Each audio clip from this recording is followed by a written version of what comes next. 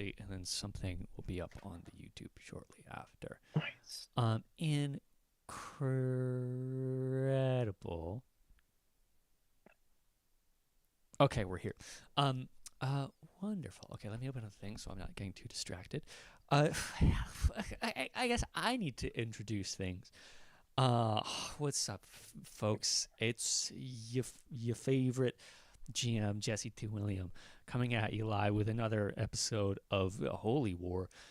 This is a silly little stream game that is just a part of the greater story of the Tales of Shattered Empire anthology. If you don't know what that is, go to jessetwilliamstories.com and look it up in campaigns. But this is just a game that is supposed to give you a sense of what all the rest of my games are, because I'm a professional GM and people pay me usually to be in these kinds of things. We'll go around the table um, and just quickly have everyone say hi. I don't know what we should say by ourselves this time around. Um, so it's just whatever comes to your heart. Starting with David. Hello. I'm Incredible. David. I died, and now I play Aki. Hell yeah. David in real life died and he didn't want to Yeah. play his old character anymore. It's a Uh, life-changing experience. yeah. He saw the other side and his character was staring at him there and he went, I don't like this guy anymore. Um, Jacob. Hi, I'm Jacob, and this is Jally.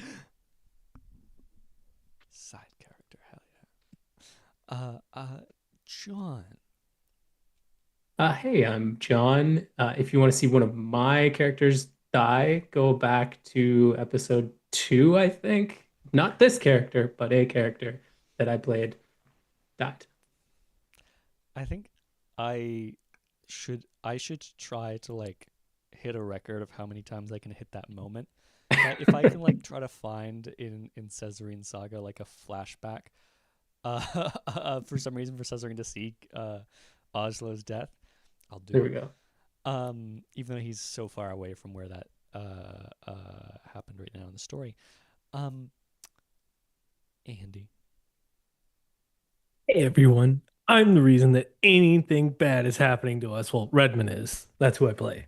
It's all my fault. Damn, Always. that's cool. Um, uh, Hell yeah, what incredible. Where to even begin? I don't know. It's not like I do this professionally. Um, well, yeah. So with like little character recaps. So some this is kind of shifted over time from the initial prompt to just how the character feeling. But the function of these recaps is to actually help us recall events. Um, so the prompt is something that happened in the story so far, not just last session, that is on the character's mind. The reason I ask this is to one help us remember like a character's emotional states, but also if people are referencing things that happened multiple sessions ago rather than more recently, it's kind of a sign for me to be like make something else happen. But yeah, we'll go around the table. We'll popcorn it as well. So once you're finished, pass it off to someone else. Starting with David and Aki, something that's happened in the story so far that's sticking on Aki's mind the most. The land takes the last breaths of brave men, most scared. History seems to be happening again, and hopefully, this new batch of brave people can stay away from rotting in the ground. Hell yeah. So positive, so hopeful. Who are you gonna pass off to next? Redmond. From on But my screen, really? you're absolutely pointing at John, Yeah. but that's okay. On my screen, he was definitely pointing at Jacob, but hey. Yeah, so I think Redmond, honestly, everything that's in his mind is accompanied by the fact that he's now in charge of something. And he's terrified, but every second of his thought is how to put the anchors in to actually How do I make this my spot? Because he's not worrying about the ladder right now. He's worrying about falling off. So yeah. Yeah. Who you can pass to next? I'm gonna throw it to my second in command, Nicodemus.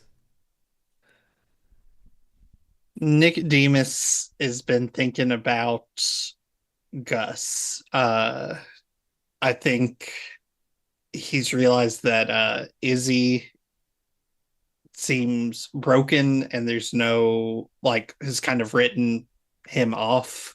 But Gus will be a problem even though he shouldn't be. Like he could be a good soldier um, if he could just get that mindset right. Um, and he doesn't want to have to kill him, but if he cares more about the Legion than any one person, so he'll put the Legion first in his need, like its needs before anything else. As a good soldier does. And so that leaves just Gus's thoughts. Yeah, and I think maybe as a nice extension of that, you were saying like where's my head at? And if I was seeing things the right way, I think since his time in the previous campaign and then now into this, he's sort of seen other perspectives that he hasn't really seen in his life and now wondering if the Legion way is the right way to be a soldier. Like, yes, it is a way to be a soldier, but maybe it's not the end all be all that he once thought it was. And so he's definitely grappling with some of the tendencies of the Legion. Hell yeah. I really quick have to check the map because I updated a location on it that you were at, but I did not put it in my notes. So I'm just gonna do that really quick. It's so up there. Okay. Jesse just walking away into the astral sea. Into Cosmic Sea, legally distinct. Cosmic sea. Legally Legally distinct. distinct. Cosmic Sorry. Sea. Incredible. Don't get the things wrong. So, were there any pressing conversations to resolve post Alessian to Scooby Doo Doo? To you know what I'm saying? Yeah, after the things that need to have between character. I feel like Nicodemus would want to have a chat with Gus, maybe not immediately, but would probably want to have a little one-on-one. I'm thinking he goes and like wakes him up one night shortly after. Hell yeah. Let's start with that then. I'll describe a little bit post Alessian. There are a couple of days of limbo. So in De Diumni, in that sort of dark, cold, lightless place, it feels like you have slipped into some kind of purgatory. How do I evoke beyond that? In how different it is from the whimsical warmth of Fulia. It feels like so bad to be here in so many different ways that you didn't realize, like you could feel. So the sleeps, I think, especially after that first battle period, I think are not comfortable and do not come easy. But yeah, how does Nicodemus wake our little boy Gus? Are we in like tents or just like sleeping around fires or I think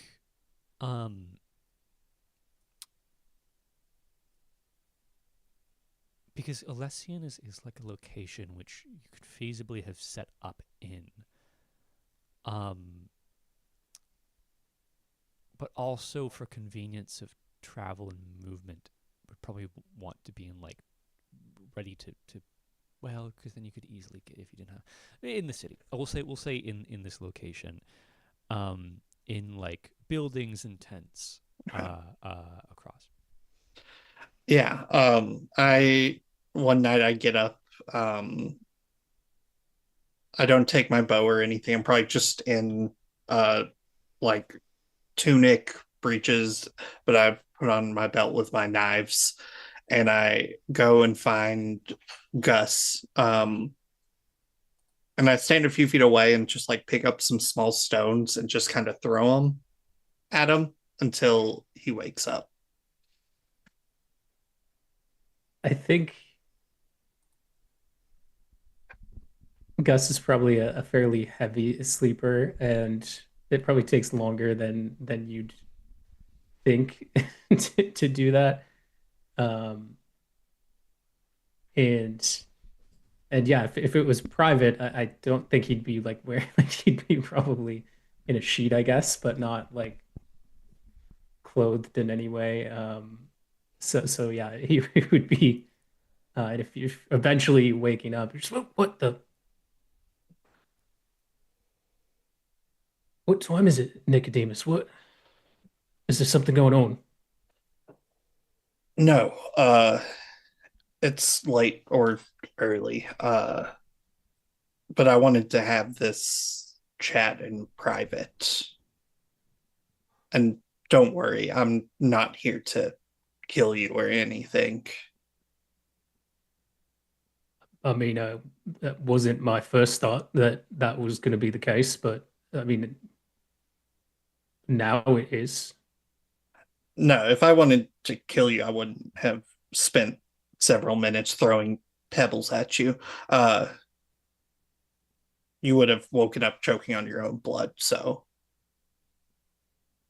I'm Lovely.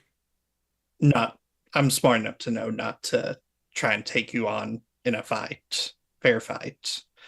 Uh, but it's been on my mind that if things keep going the way they are, I might have to kill you in your sleep or on the gallows or something like that. And I'd hate to see that because you're a good fighter, a good person, but you are being a really shitty soldier.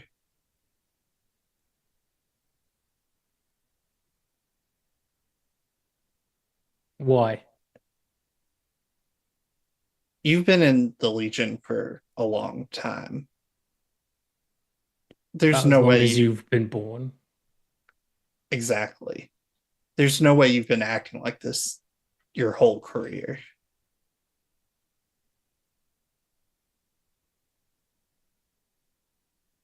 No, I don't think I have.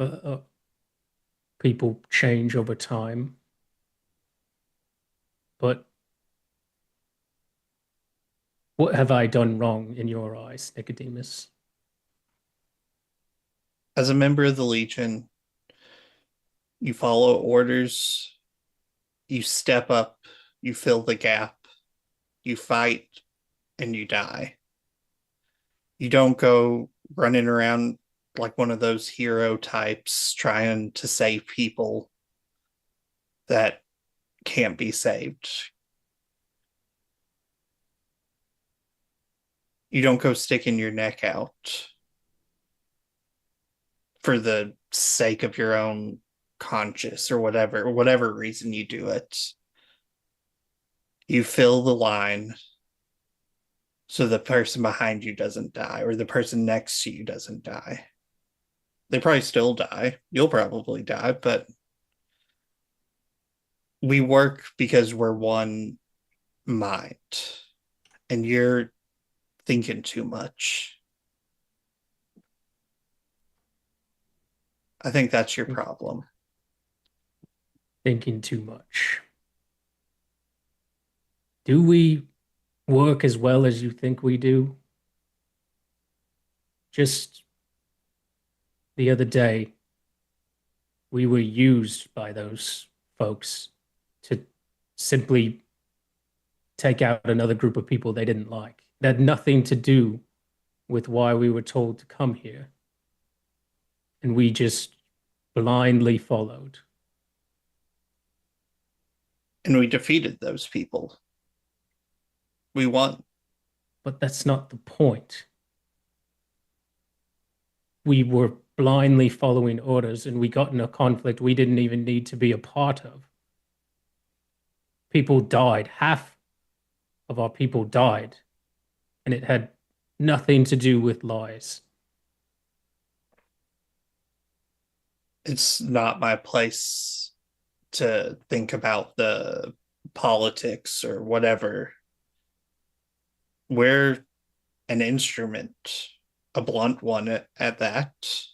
I'm not above thinking that, but we serve the general's will.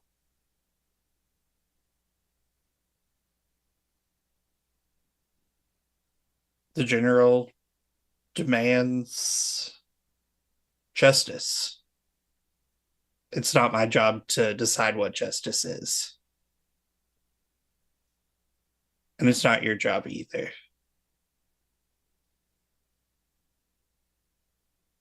And that doesn't bother you, that you just have to not question anything you do, not have any thoughts of your own about what is right and what is wrong.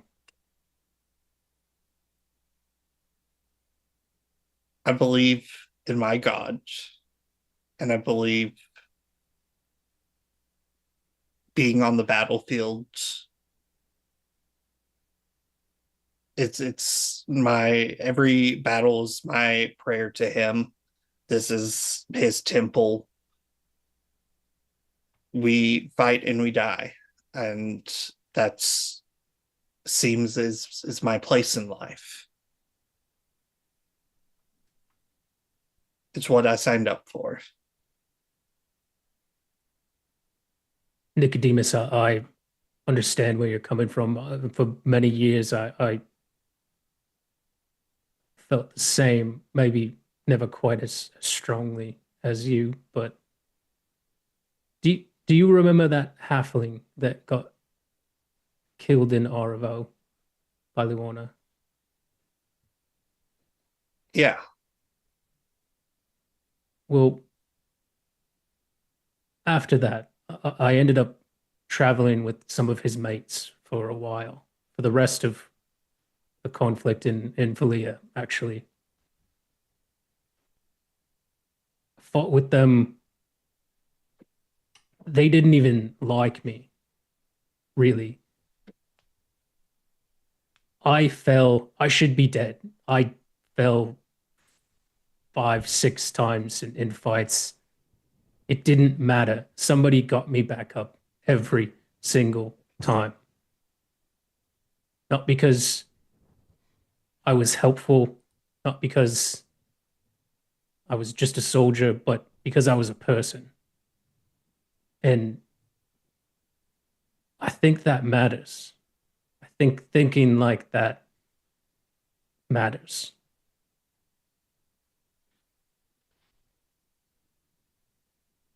So that's what did it. That's what changed.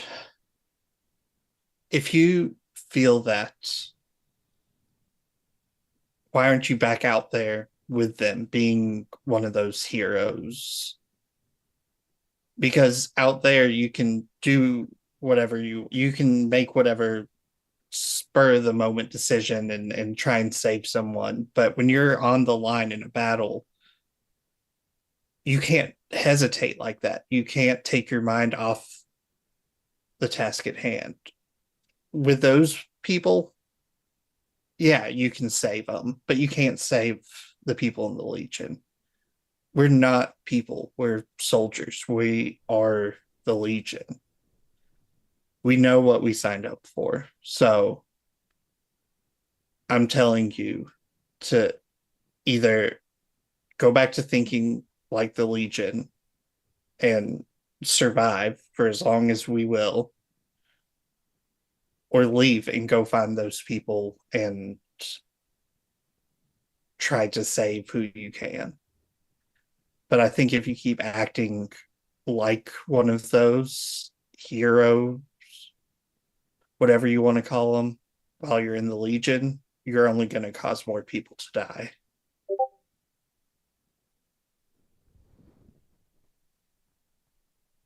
I'm not trying to tell you one way or the other, but I'd hate to have to put an arrow through your heart.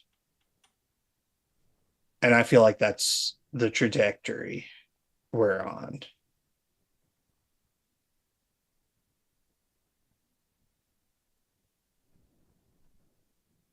I can't make any promise to you, Nicodemus, but I'll do what I think is right. And suppose if it comes to it, you do what you think is right.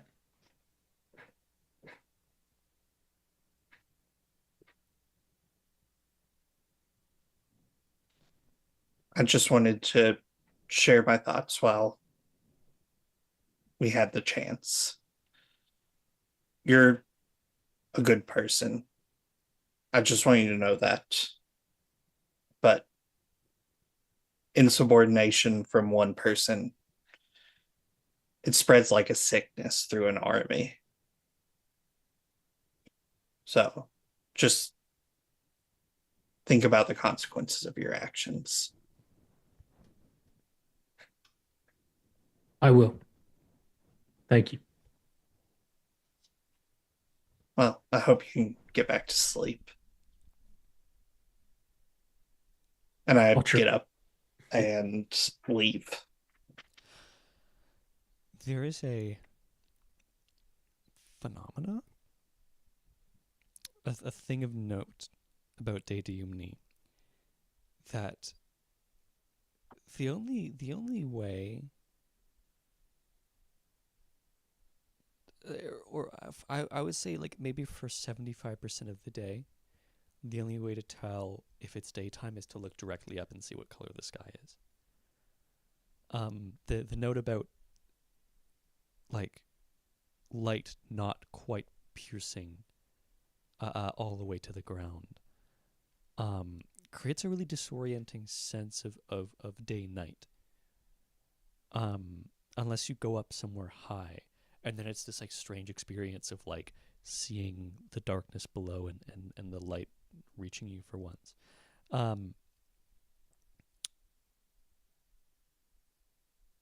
In the time after that conversation,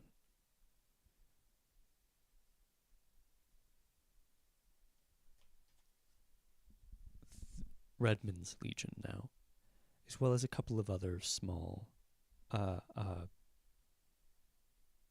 contingents, that's a good word, head east. Had to check the map. And you are not faced with much resistance from lies, but rather an entity that everyone can agree needs to be dealt with, and is perhaps best, or a best use of the Fulian's time,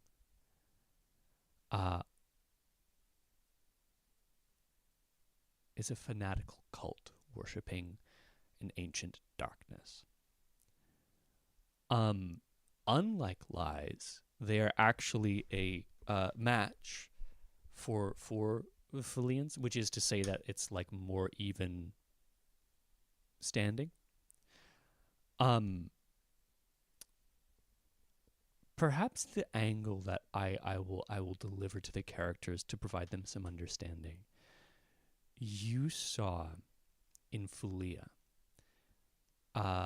through the events that transpired in the war against lies and in the dawn of Fulia, the start of an age. You saw the land change, you saw demigods created, and there was no age prior. It was logistics of it, I'm just going to get caught up with. As far as you're concerned, there was no age prior. Daydiumni and every land in the Sovietic continent is at the end of their age life cycle, which means that some abstract series of events needs to happen to bring this age to an end and to start something new with new meanings and new powers within the land. And that has something to do with this darkness.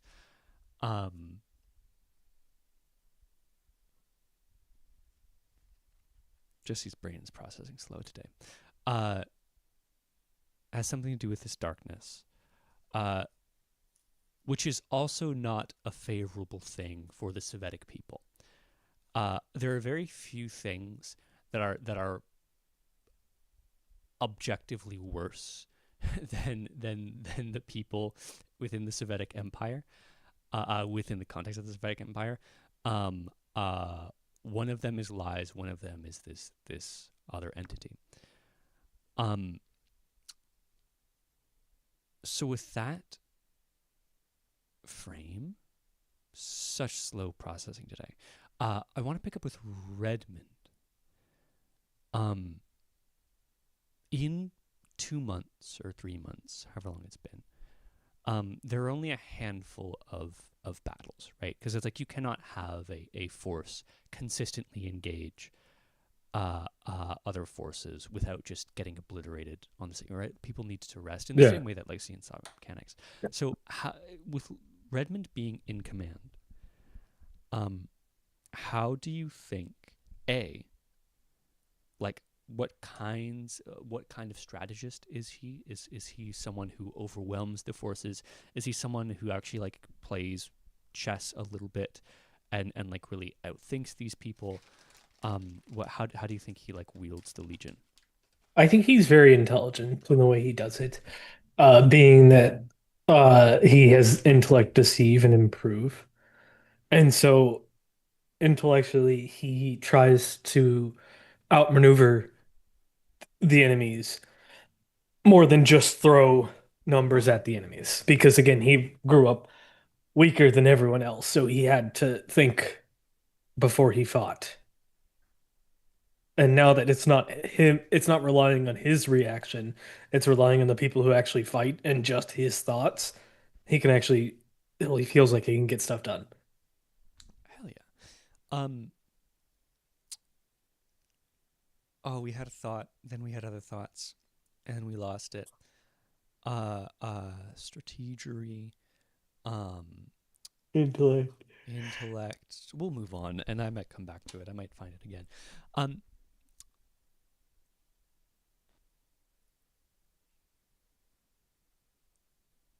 The feeling of the Legion that you were just a tool in someone else's war, I think becomes more apparent. The Legion as a collective, right? There's I think 7,000 some warriors that were sent to 3 different Sovietic lands. Daydiumni being one of them, so about 21,000 total. There are contingents of Legion that are actively supporting the fight against lies, but this is a widespread conflict, which also at this point is not going super well. Rumors from the neighboring land of Tatunum are fucking bad. Things are falling apart. And the Fleans are struggling to get a sense of progress in a large scale meaningful way. And it's sort of the Sovietic people's fault. Is Tatunum part of Svedum, or that's a separate? So the lands that Fleans have touched down on, east to west, are Aegine, Daydiumni, Tatunum. So Tatunum would actually be the closest one to Fulia. Okay. You wouldn't know much outside of that. I was about to go on a lore thing. Yes, yeah, it's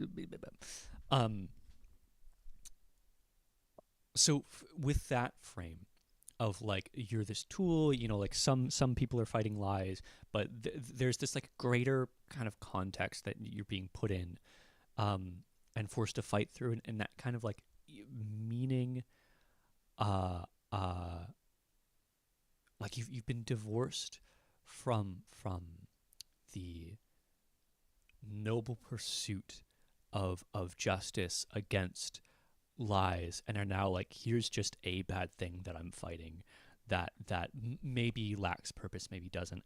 How to Nicodemus, Gus, and then maybe Redmond, if he's thinking about that, feel about that.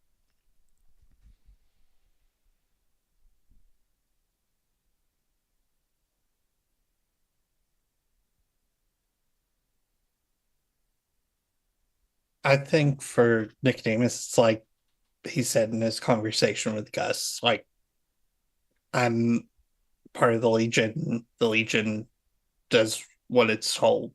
So I think, yeah, I think it's just there has to be a purpose for this because we were told to do this, and I'm going to do it. I think in the same way, Redmond is seeing the people under him as tools, and so he doesn't put it past the people above him to think of as him and his people as tools for them. Hell yeah. Before we get to Gus, I'll actually do a quick interjection. The one thing that might help align Gus is that every once in a while, in the pursuit against this like cult thing, you'd be running into Aki. Aki's like more directly informed and pursuing this. She has some opinion about the how this affects her life. But still, it's not lies. How does Gus feel?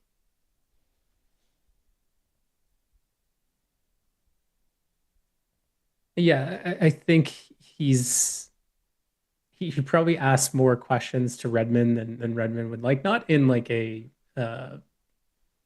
insubordinate way, but just like, okay, why are we doing this? What's the goal? But uh, I think, like you mentioned something earlier, Jesse, that it still was something that everybody could agree on was bad. So like that is maybe a bit of a North Star, and then seeing Aki and maybe other people from the land and how this is negatively impacting them, like gives him a driving force of, okay, we are doing good here.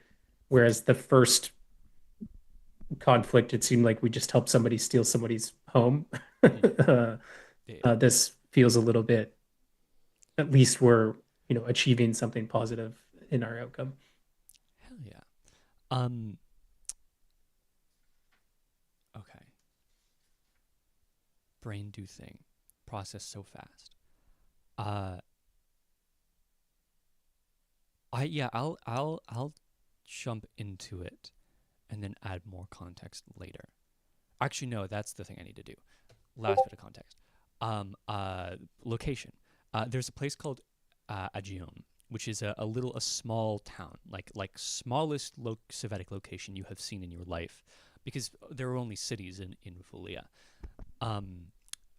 It is like maybe 30% classical Sovietic structures, and then like 70% like local kind of permutations of Sovietic, like not built with stone, but built with like wood, or other materials, maybe some kind of like dry, like dirt-esque brick, here. There are a couple of contingents of the Legion that have been here. One of them had like serious issues and basically fell. And Redmond's Legion was kind of like assigned, being so strategic, to like find and fix the problem. So I think we pick up after you've done that kind of strategic thinking. You found a temple, in the sort of like dark, almost like ashy forests of Dadiumni, sort of like picked off stragglers and slowly like strangled this force until there's like maybe something small left in the temple. I think at this point your forces, Redmond's forces, have secured the temple. So as we pick up, actually, sorry, there's one more question I of character for Andy. Redmond still kind of like backliner, or do you think he ever fights kind of in the front with everyone else? No sound. I think he does what other leaders have done in the past that he knows of in history or knows of personally, probably mostly reading about. So if Legion leaders are more likely to fight in the battle, then he would. But if they're more likely to stand back, then that's what he would be doing. Then we'll say that you advanced to a certain point, and then stayed with like one of the units of warriors, like frontliners, as other ones kind of advanced on the temple for the purpose of this. So we'll pick up out of unit with Redmond and Nicodemus. There are a couple of details, right? So a battle already happened around here.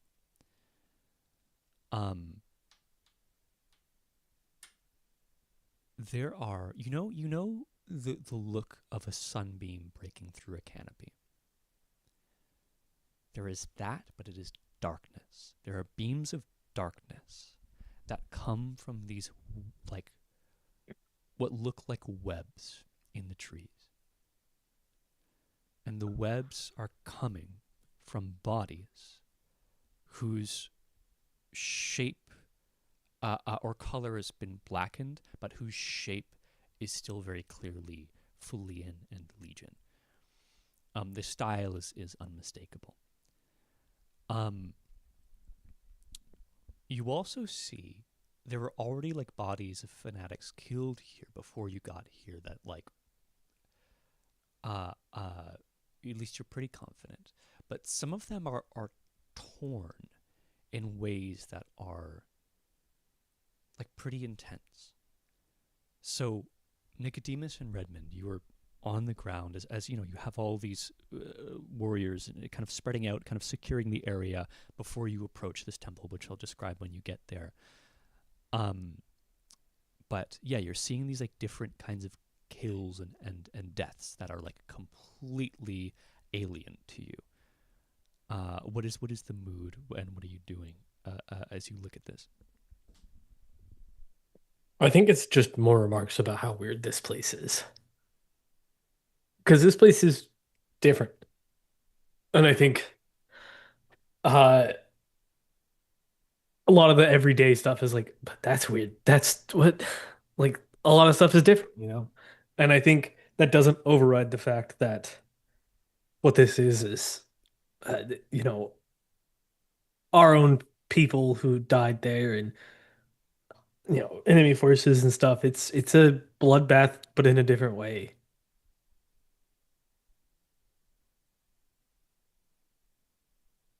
So I think Redmond is just as he's waiting for to have the all clear or whatever, he's looking around,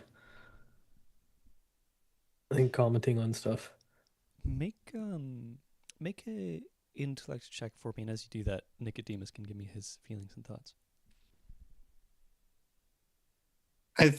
He's on edge. There's something is doing all of this. The beams of darkness coming down, are people like walking through them? Yeah, like you would have had to in the battle. But now people are kind of like touching it, and like as they like put their hand in, it's as if they're interrupting light coming down. It like so like the absence of that absolute darkness, which you can see through vaguely, but it does kind of obstruct a little bit. It's like it's weird. It's unsettling. It makes this place feel like a maze. And there's But also nothing bad is happening. yeah. So There is like a black liquid that is not blood that drips down the sides of the trees from the bodies as well. But it's nothing bad is currently happening as far as you're aware.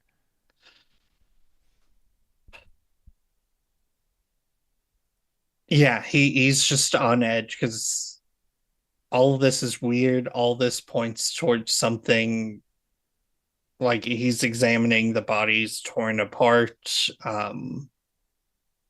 Uh, in my mind, Nicodemus's backstory, he was probably like a hunter growing up, or maybe even a poacher. So he's used to seeing wildlife like hunted and like corpses of stuff. And yeah, he's just trying to figure out like what, not what it is, but like how big of a something did this to these people. Yeah, the bodies in the trees are probably like like 15, 20, sometimes more up in the trees. Um, uh, Redmond has that intellect coming along. 38. 38. And I have geography. That helps. Um, Looking at the bodies on the ground of the fanatics, you can see um what looks like, so there's first observation, uh depth and power of cuts, right? The with their cuts that go deep and like obliterate in a way that doesn't happen from a human swinging a sword unless they're like really really powerful, which could be the case. But there's too many of just a few too many of these bodies of like this is more in line with the power of like a false knight or like a Betic Imperium soldier, Mhm. um, not a standard soldier, which you, as far as you know, the other legion that was here would have had. But serrated blade as well, like the way that they cut through, like rips up in a way that none of the like soldiers of lies, entities of lies you have seen do. Even like the way that a crystalline devil tears something up is different from how a couple of these bodies have been torn up. I think also you probably see like a maybe uh, a body that had like arm like torn off, like in a way that's like sword came down and the serrated edge just kind of like ripped through the arm and kind of like, it wasn't even cutting at that point. And then like boot in chest, and the boot is like just a little, it's like orc sized, it's, or like maybe even a little smaller than orc. So it's like this weird of like what what was fighting these people that didn't help. And there's like layers of stuff going on. So there's a third entity or group, technically. Well, Third, technically, I the, don't the even. lies as well as Yeah, it's another. Yeah, it's so it's it's a it's fourth. like Filians, Civetic, the cultists, Oh, lies. It's like what, fuck. I don't know who are we counting as another groups. another another group. Yeah. Yeah. Yeah, I think I'm just gonna jot down any notes or whatever that I could bring back, to let people know or whatever. Mhm. Um, Um, yeah. how as you kind of like you and Nicodemus look at this stuff, what's the conversation between the two of you? I think it's just a lot of honestly, like Redmond pointing stuff out, and then Nicodemus and him bouncing ideas of like what it could have been off of it, I think. So it's like, well, that one looks like it was a serrated edge on a Do you blade. have you gotten any intel on anything from like I haven't seen any serrated blades used by anyone. No, not that I know of. The fanatics aren't. We don't use them. The lies, they obviously don't do this. And it wasn't someone, I mean it's a someone, there's a boot print, so Someone, something. it's something vaguely Are they against human us or like. with us? That's the important question. And then there's who did all this up there. Do they look like even our people were killed by the same stuff? No, not at all. Just the fanatics. Yeah. How does it look like when we died? We Legion people there died. So the previous Legion, um, uh, yeah, having people inspect the bodies, um, it looks like most of them were injured first and then put up and like wilted. Like it doesn't look like all the time or maybe even any of the time that anyone who's put up in the trees died first. Because there were probably other bodies that you found on the way that were just dead Mhm. and not blackened and having with this weird black drippy web around it. So they were. It was put up after they were dead, Put like up the before pulled they up were dead. before they were dead. Yeah. Sorry. And there are no fanatics up there at all, is there? No fanatics, no. Well, definitely send out a warning to watch the trees. To the scouting crew, the advanced force or whatever, people who are like making sure we can secure the area, especially if we're going strategic. That's what we would do, Yeah. instead of just running in all at once. Yeah. So yeah, sending out your words, your orders. Yeah, I'm so yeah. I hot think on it. he would send out, groups of 2 to 3 people. Someone who is always detecting magic, someone who's really good at being able to see, someone that can always send a message back and forth, and stealth. Roll me a luck check. Okay. Sam, are you here? Because we fucking need you.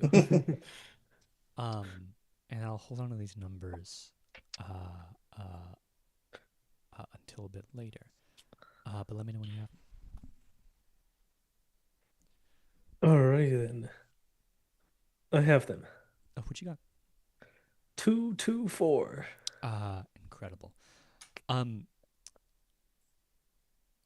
Gus and Aki. So I think Aki arrived here in tandem with this other legion. You heard something went down with a different force. Uh, uh, you with your little pals arrived here.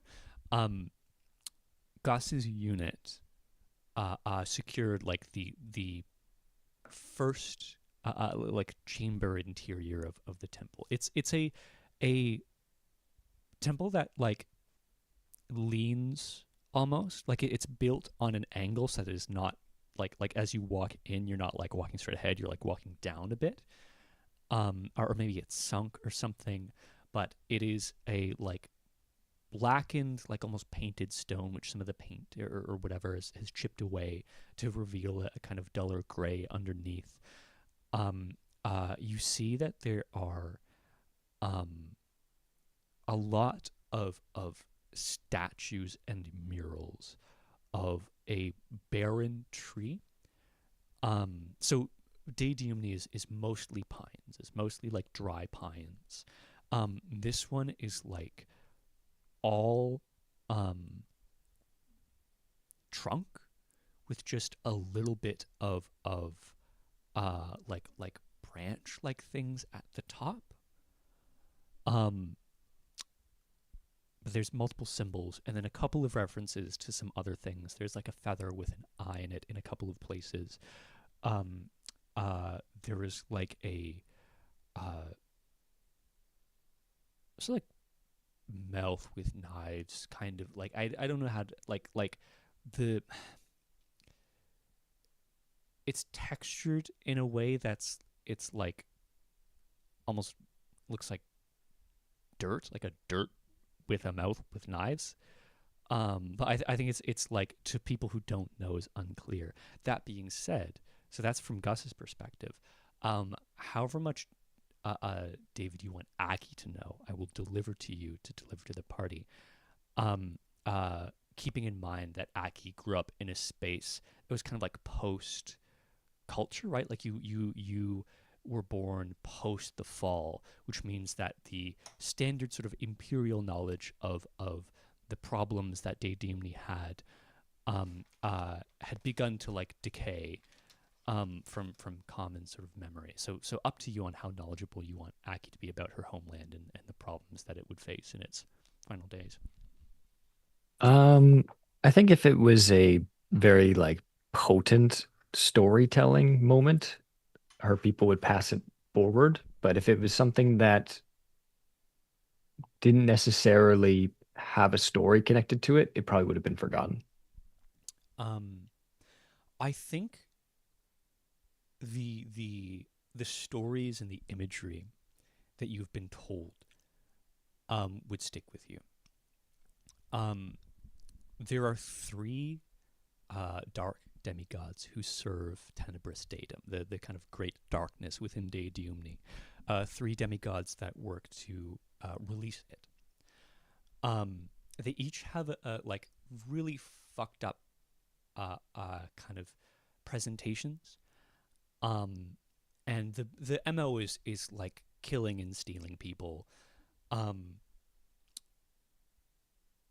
The one that this temple is in honor of is a demigod named Idishon, Idiscon,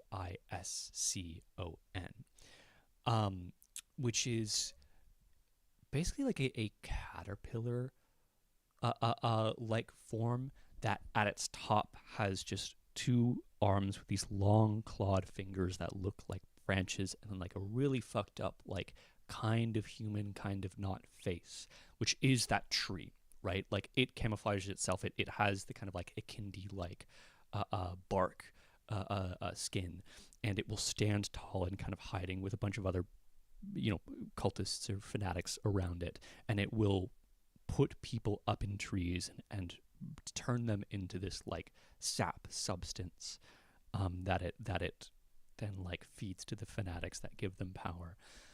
So very clear that this demigod, like there are a bunch of temples to this demigod. It doesn't mean that this demigod's here, but it was here.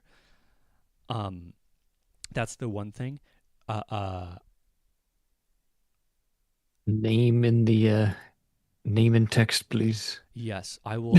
I have OBS open. All good. Oh wait, I'll have to put it in the Discord, because if I open up the chat, it'll change the stream screen. So I'll put it in Discord. Did you say the cultists are eating the people? Eating a product that comes from the people, drinking. Interesting. But Idiscon. That is the what the thing has done here.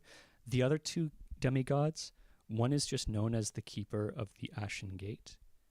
That is the mouth. That is a basically there's some secret city of fanatics somewhere in De Diumni that can only be accessed through things. So if you ever see this like mound of ash, fucking turn the other way, dude. And then the other one is Ciliani, who is this like bird-like thing with these big wings that in each feather in the wings has an eye. And then its face is just a beak that splits 6 ways. So this is a temple generally to the 3, but specifically to the 1. I think that's how it's spelled. Let's go up in notes here. Multitasking. I was right. But all of them bad, not fun, not good. So, with that being said, Aki is the one here who like kind of possesses the knowledge of what's going on. You're with like a couple of Legion members like Gus who have kind of entered here and are like looking around. Your 3 companions, the Usimic Knight, the Dragonkin Dragon Rider, and then the Keeper of Balance. There are also, though, within the first chamber of this temple, like 2 or 3 bodies of fanatics. Like there's like maybe like a handful of bodies in here, but 2 or 3 bodies that were here already that like weren't dealt with by you, that are also like torn apart by these like large serrated blades that Redmond had seen outside. So with that being said, to start with like characterization, what are like Aki and Gus looking at in the room, and then we'll turn that into a sort of conversation. So again, statues and not idolatry, like symbols of demigods, and these like weird bodies of fanatics that were like torn in ways that are not very what you're used to seeing. I think Aki's focus is probably on the murals and iconography of these beings. Iconography, that's the word I was looking for.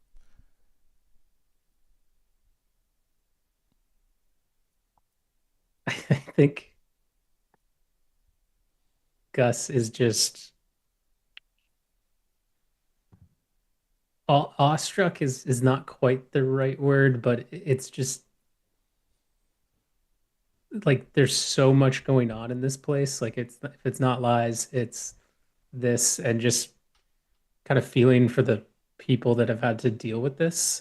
Even though they generally suck, uh, although Aki doesn't. Um, but yeah, it's just very strange, and trying to marry, and maybe that even could lead into the conversation, which would, has it always been like this, Aki? It just there's so much darkness everywhere. Perhaps. But there is darkness in most places that I have been. But since a child, I was told tales of these three ancient beings. They held high reverence among those who wished to plunge the world into disarray. Do you have tales back in Philia of creatures taking folks in forest and don't leave windows open at night because Edison would be the one that my mother would tell me about. If tree branches were growing amongst the windows of the young, you would need to move their bedroom to a different side of the building, otherwise their faithful would find them in the night.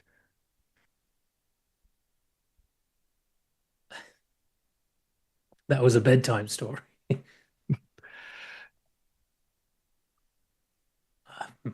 That's, I mean, we have folk tales, sure, but they never seemed real. Is this what those people on the trees, you're saying it was one of these things? I would find it hard to believe it is this being's direct doing. Probably one of a follower, a faithful.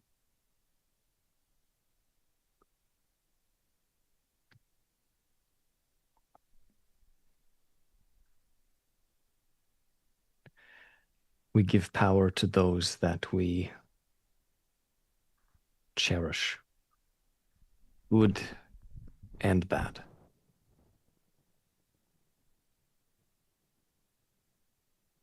I'm beginning to see that in my own legion. What do you make of them? The cuts seem strange. Let's know go who- over and investigate as I take a sit down beside this mangled body. Yeah, again, pretty brutally killed, right? Like it's like a force that like Aki could replicate, but like not every hit. You know, like you could get there if you had the right weapon. But like that's not like a consistent output. And there are no light hits on. I mean, and to be fair, it's like these are more or less like 1 to 2 hit kills to begin with. So it's not like whoever did this, whoever did this had to put a lot of effort up. But it definitely even like checks Aki of like, okay, like I would be hesitant to come to blows with whatever did this. Is there more rooms in this temple, or is this I sort of think, a yeah. So to describe this chamber, iconography on like a couple of different walls that all kind of curve inwards towards like this door, which I think like Legion is securing area before moving forward. Um, so above table, like Redmond and Nicodemus will catch up. We'll assess, talk to each other, and move in together to like break through that door. But yeah, for the time being, that door is like sealed shut. Um, uh, and whoopity doopity doo, a couple of bodies on the inside. The one thing I'll say, that would be an easy thing to jump to, is that whatever did this either like made it further inside, or disappeared.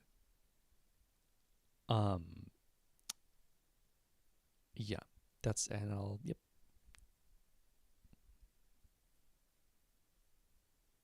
I think as we sort of finish investigating the bodies, you said your mother told you stories. Is she still with you? no? She is a part of the land now. But because of her stories, can still say I have family, a sister who lives in Philia. I think Oh, tales that we tell others can protect each other.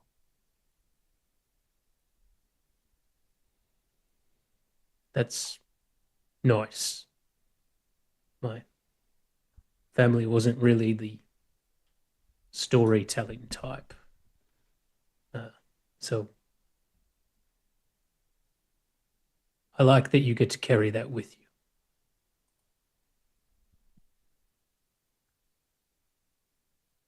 It may not be your family, but you will find people to tell your stories. You carry them with you, I see. You are a man of stories. I try to be.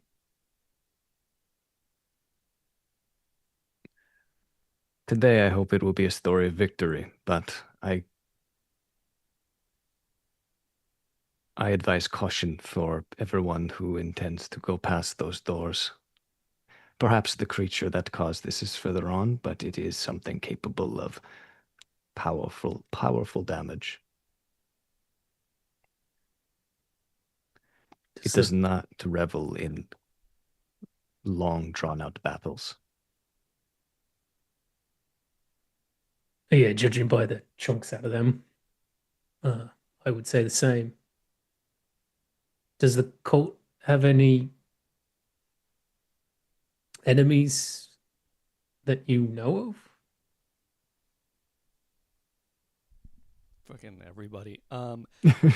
The I don't think Aki would know the full like context of uh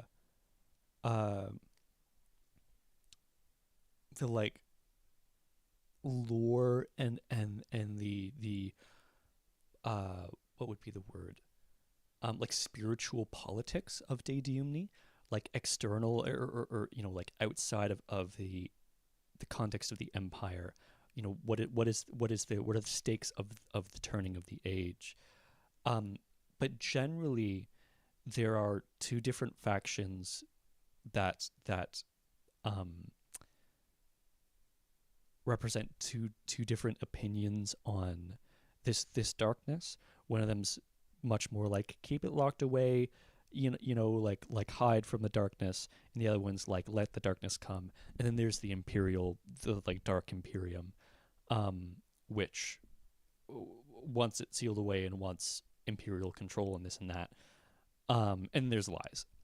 So it's like, but I don't think like Aki knows intimately like who the leaders of each one are and who the demigod. I think it's just like be afraid of these three things, and keep to yourself was the thing that you grew up with. Um, but as I'll kind of cut in here. Um, Aki can deliver more or less like beginning to leave her territory of knowledge.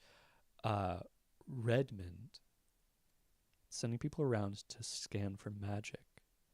There are traces of like the divine power of the general, and there is most certainly not an emissary that touched ground here.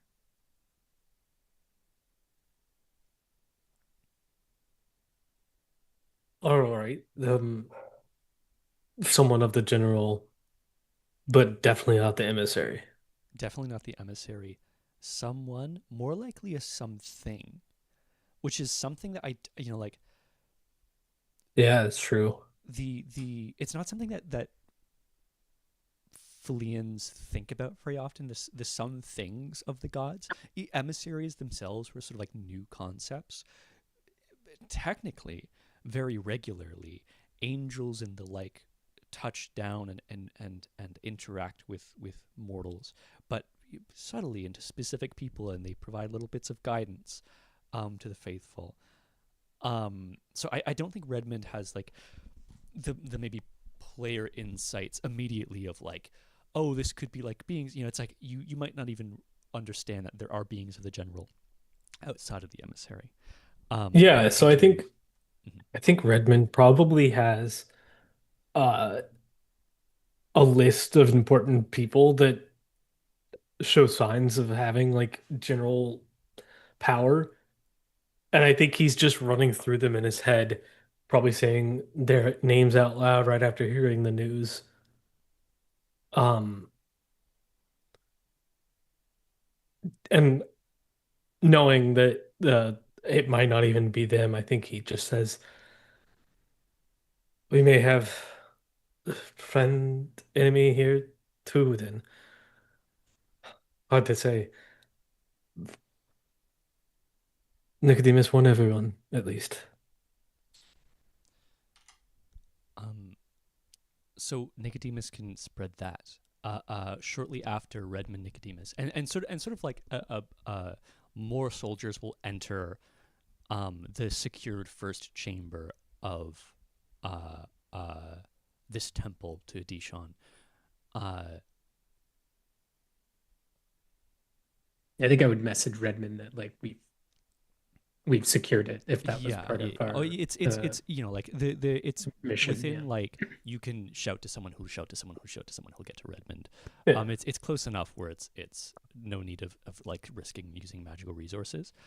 Um, oh, what was I gonna say? Oh, the word of like an entity, maybe of the generals, the thing that killed here, does make it to Aki and Gus, before Redmond and Nicodemus come in, like a couple of minutes later. Do you guys Yeah. want to uh, Gus and Aki process that before Redmond and Nicodemus enter the scene, or with them as they enter the scene?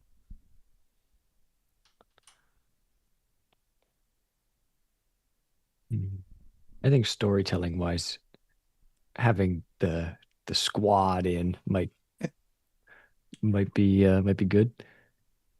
I was thinking we were going to also continue talking about it as we moved in. So my thought was as Redmond and Nicodemus walked in, we would be talking about it. And if we want to bring it all together, then that'll work too. Yeah. Oh yeah. Yeah. So then you can kind of introduce a sort of walking and talking from Yeah. Nicodemus, and like a sentence or two in, Gus and Aki are present to join. Yeah, I think do you think this entity also killed the Legion? Or is that a different? entity entirely, you think? I believe it's something else. The Legion, they I, they were put up there while they were still alive, and these people were ripped to shreds by whatever. Who? What is? Could it be? I mean, I know Luana is a demigod for the general now. And you said it wasn't the emissary. Hey, it's not the emissary. The emissary, well, at least we don't have any confirmation that the emissary has touched down over here, but there should not be one within the wider area around us. And that's probably when y'all can start hearing that. I've only ever seen Luana use a hammer, I think. You're right. Yeah, I think I don't think there's any. I've never seen a Flayan use a serrated blade like that. none of the emissaries had something like that either, did they? That I Um, know of. not if they did, it wouldn't be this small. Like emissaries of the general, I think were in like the 15 to 20 foot range. They were smaller than the emissaries of the manipulator. Well, we definitely would have Um, noticed it was one of them. yeah, it would be Would have seen super clear. footprints. Yeah. Yeah, there'd be huge dents. There'd be like Yeah. Bigger explosive cuts. power. Yeah, Is there, people would be dust. Yeah. is there anything in like the 25 years that or 20 to 25 years that I would have experienced that is anything like that, Jesse? I know, I think Felians are very terrestrial. Like they they're in the age of transformation right now, where they're beginning to like touch the divine and form formal relationships with it. Especially with something as rigid as the general. Um, uh, I think the thing that Gus might think in his, you probably heard like rumors of like beings or entities or angels of justice or the different gods or something across Falia that like you had a cousin who had a friend who was guided by this mysterious angel of justice, but it's like it's so watered down by the time it gets to you, but it's like fucking maybe like how else would you explain it?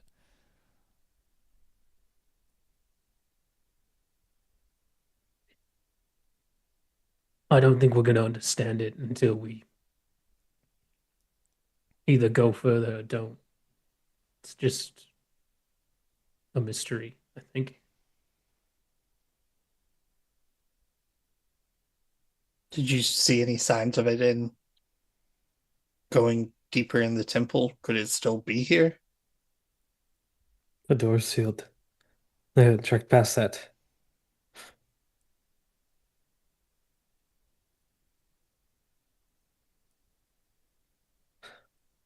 If it is of the general, it is most likely on our side to a degree. If it does not speak, it will be harder to communicate with. If it is a beast or some kind of it.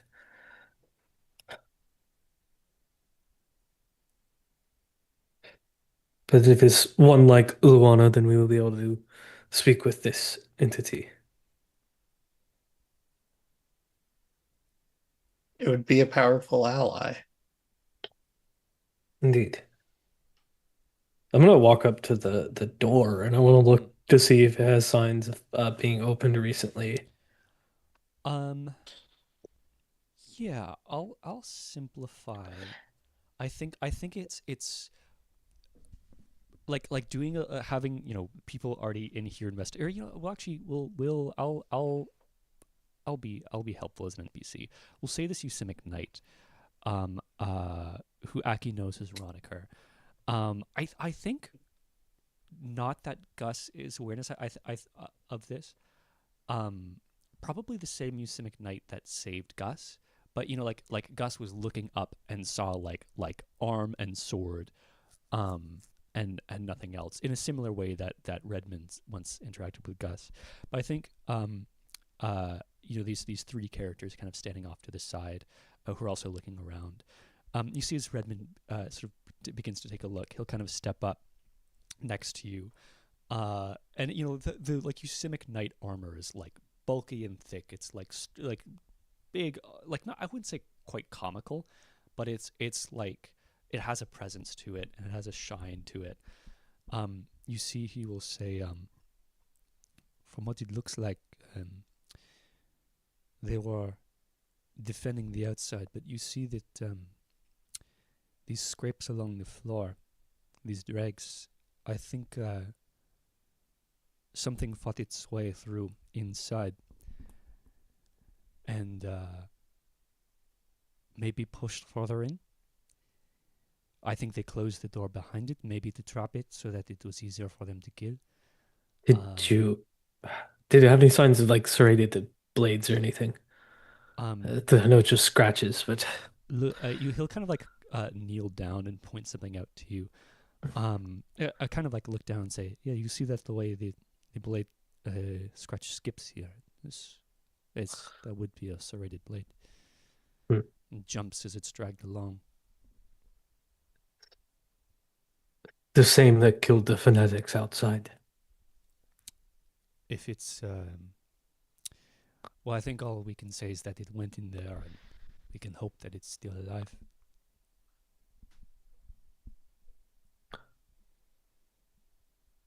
And hope we align with its ideals. We is a big word. As he stands up, Knight of General Justice. Not the like, not general as in the general, but general as in generally English. Just justice. Yeah. Well, Just not- generally not- justice. Well, it's like Oh, the pantheon. Yeah, that's the word. Yeah. Um, But the Legion is of the general, right? Like, that's of the god. general of justice, but it's like Yeah. it's like uh it's like my Yeah. favorite color is red, and someone's like, I like the rainbow. You know what I mean? It's like Yeah. yeah. Yeah, he'll kind of stand up, and Redmond can sort of order for like the door to be opened magically or otherwise. To Yeah, let him in. I think Redmond probably also gets people in the front with shields. So Gus would be asked, and Redmond being this leader that doesn't technically need to fight, but also won't not. I think he'll grab a shield from someone and also join in. Uh, a safer spot, obviously. Yeah. Yeah, like probably behind the biggest guy. Mm. So probably behind Gus. I don't think Gus would be the biggest guy. He's Okay. not huge, is he? I mean, look at the He's guy. pretty big. Look at He's the like fucker. He's so big he has no hair. 6'6" or something, pretty bulky. I mean, again, Redmond is not. So Behind a big guy for sure. Yeah. I think I'm gonna sneeze. It's coming on. oh, the door opens and there's a big ass sneeze and we all go flying like Aang. I think the kind of dragonkin who is here with a dragon somewhere, I think she'll kind of go and take to the skies, kind of give a signal to Aki. I think this keeper of balance, this orc, will kind of like more perceptive.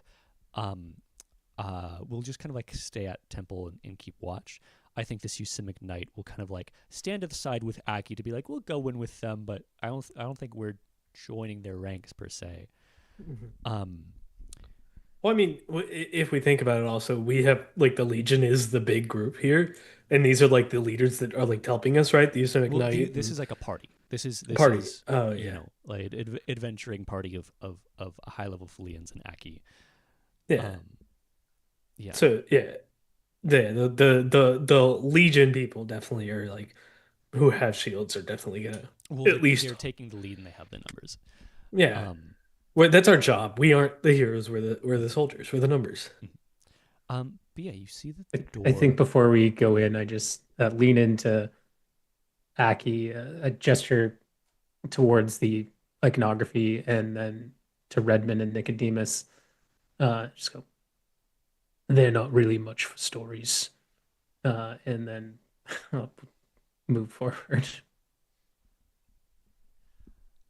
You have no idea. The door opens. It opens these like large stone door, which again, this is like sitting on an angle. It opens both by like opening inward, like away from you, but also like pulling forward and like almost twisting. It's like a very strange like stone does not move that way very naturally, but also like this is so magical. Everything's so magical here. Um Immediately there is like the stench of enclosed uh uh rot, like it's been baking in the cold of this Nice. room. Favorite smell. And as like little magical light tries to Sorry, wrong pierce through the character. darkness, you see that there's like a lot more fanatic bodies and a couple of legion bodies in this next chamber. You see it's almost kind of like a uh uh what gives you the sense of like a ring.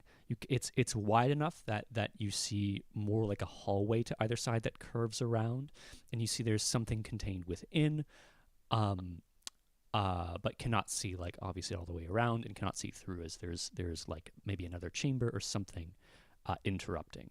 But like immediate like, oh, the battle carried on in here, and it didn't go well for the fanatics. Mhm. But there are like bodies of legion here too. Yeah. I think this is a perfect opportunity to estimate scale of this entity being in an enclosed space now. Is there indication that it's too tall or hitting the ceiling, or some of the blades might have hit in somewhere it wasn't expecting because of longer reach? We'll keep that kind of 38 going for you.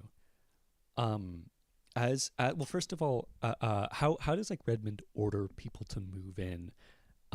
Is it like move in, spread out? Is it take perimeter? How cautious is he being? And we'll account for like Aki in that as well Yeah, as yeah. I think he's as cautious as he has been so far. And so the first thing that happens is the people who have detect magic like constantly up or whatever are like pushing ahead with like their own shield person. And then once, we have a, relatively clear sign, then there's a command from Redmond for us to move up. And then if it gets calmer, then there's a command to, release the tension, no shield Yeah. immediately. Obviously, there's an order for the archers to set up and shoot if we need it. But yeah, I think it's very short commands that a lot of the Legion are taught to know. Yeah. So And yeah, Redmond knows them. almost like kind of like waves going in of like, okay, like someone with like a kind of cover guarding someone who's like looking with magic, and then like more soldiers, then archers, and kind of like setting up these like little Yeah. almost like checkpoints that like you move forward. Yeah, so then you move in at whichever stage. um as the legion begins to filter in, how does Aki walk in this place? Obviously having a lot more like meaning of what it means to be here. Mm, I think definitely behind the Legion. She doesn't want to ruin their flow and their military sort of operation, but definitely taking a little bit more time to like read and see like the architecture of this building and not taking it as militarily serious, but still being Mhm. alert of the Yeah. situation. We by the way, we're moving mostly together, but the forerunners to just check stuff out. Yeah, We move I'm together, kind of and then imagining. yeah, the free agents, the Yusuf Knight, the Aki, and so on and so forth, they're in between, and then the archers are behind with the people that we've left at the back to protect, obviously. Yeah. There's a few people with what's her name? Not her name. The keep her balance. Oh yeah, yeah. I just immediately resulted to Emily, but that's Yeah. not Yeah. Emily. Big Difference. man orc this time. Completely different. But yeah, as so yeah, as you enter in, as and Yeah, it's red definitely Redmond begins to look around. I think I kind of imagine like Gus and Nicodemus heading in kind of like some kind of structured, like 3 to 7, beginning to explore, to like pair them off in a scene to kind of talk amongst Yeah. themselves, and then Aki kind of following in with Redmond stopping to take a look, and them being more enclosed. So Yeah. architecture wise, it is like, it's almost like this place is crudely carved past the first chamber. There's elements that's clean and clear and concise, and there's the iconography, but like the ceiling is like as it was chipped away, and not smoothed. There's this Mhm. kind of like immediate sort of like cave like sensation to this Yeah. place. Um uh and I think there is like a small, like, as whatever magical light needs to enter this place, there's an extra effort beyond the regular darkness that sits in De Diumni to like further dispel a magical darkness. Mhm. Um, but yeah, so as Redmond walks in, so that's what Aki is looking at. Redmond, there's again a bunch of bodies of fanatics and legion. There's like a skirmish here, Mhm. almost like a melee, but there's a lot of fanatic bodies that were torn up. The ceilings maybe like, yeah, maybe like regular ceiling height, like 10, Mhm. 10 to 12 feet. Yeah. And or maybe like 8 to 10 feet, honestly. Yeah. There are marks along the ceiling of like a blade hitting Yeah. and breaking. Mhm. But also it's like there was like density of brutality here in a way that could not have been executed by regular people. Mhm. There are heads smashed against walls. There are like people who look like they were stabbed in one place and then grabbed in another and torn apart. It's like Yeah. bad. Like goodbye sword, I still have weapons type. Yeah, Yeah. or like they were having fun with it, you know? Oh. Yeah, I think Redmond probably has like the order of the secure this place or whatever. And then people are split off with like, someone to protect, someone with the range, and then probably depending on it, like a magic person to check. And I think Gus, being the most senior of the shield, the heavies, probably one of the first groups to like move out, and he's able to like tell the group behind him to like secure a passageway if he finds one or what, secure an area. And then we have like the spot where we're allowed to like start conducting research and looking at stuff, and that's like where Aki and Redmond are. And I think, yeah, I think Redmond like steps up and like kneels down. Aki's looking at iconography and the ceiling and stuff, and Redmond's looking at the battle, and it seems our general fellow is having fun with this. I think the Usimic Knight. I think I kind of like trio making a triangle. The Usimic Knight kind of looking between the battle and the iconography. I'll say I think the iconography interior, there's a lot of representation of like bodies cruelly put upon the branches of trees to and like there's the representation of dripping. I think the Usimic Knight will say, it looks like there's much more than just one here. Unless it's very fast. I'd say what, 3, 4?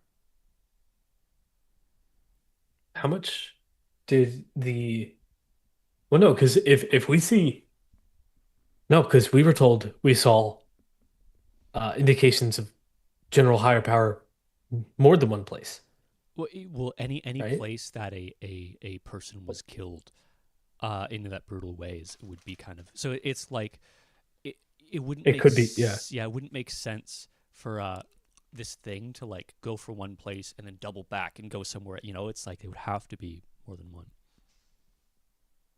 Is it standard for beings of the general to enjoy their work? I Yusa, think it's sorry. I was just gonna say the Yosemite Knight will look over at Redmond to be like, Yeah, it depends. Like all people.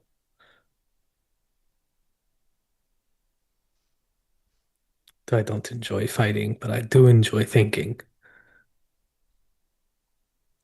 I don't think these people enjoy thinking much.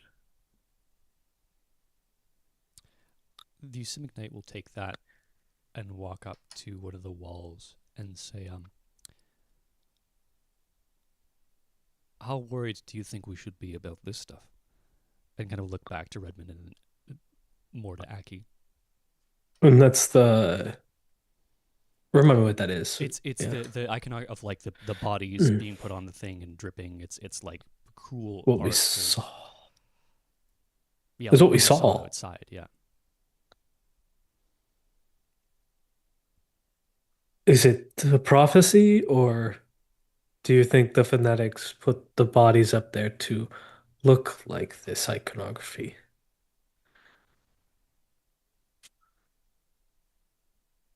that's a fully an Aki opinion question. I wouldn't think of it as a prophecy, but more of a way of worship. This is how they deal with the individuals that they don't see eye to eye with. And if we should be worried about it, that depends on how much faith you put into this being of the general. I think it's warranted a bit of fun out there after what they did to ours.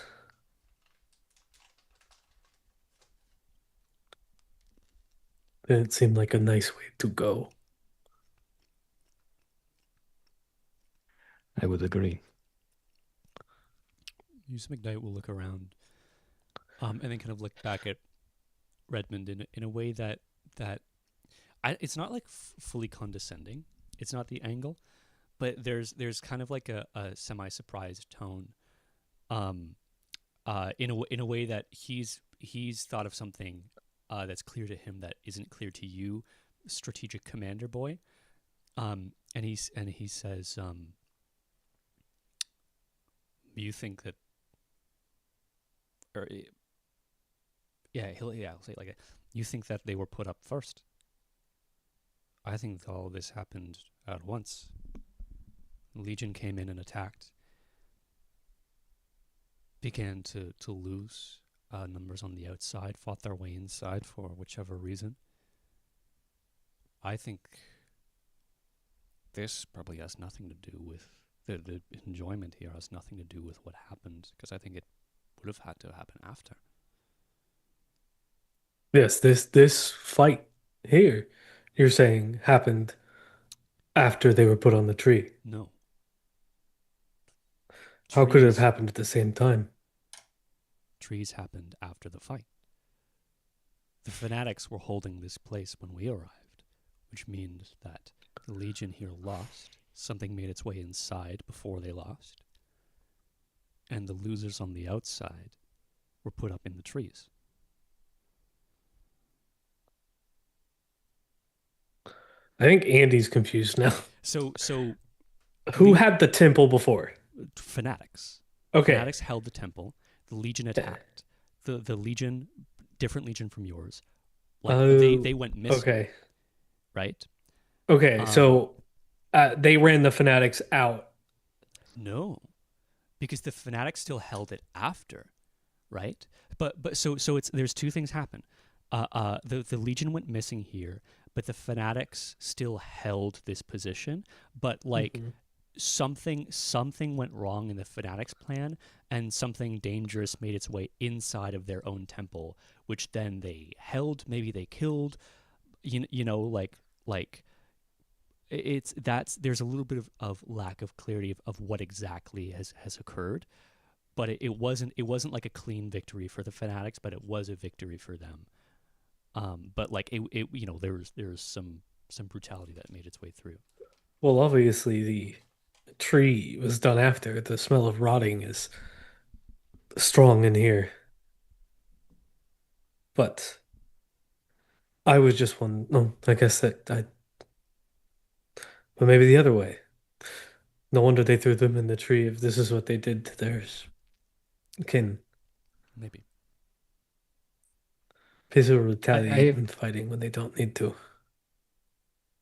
have a question that maybe might also occur to Redmond in this, and maybe I'm way off, but does the enjoying it?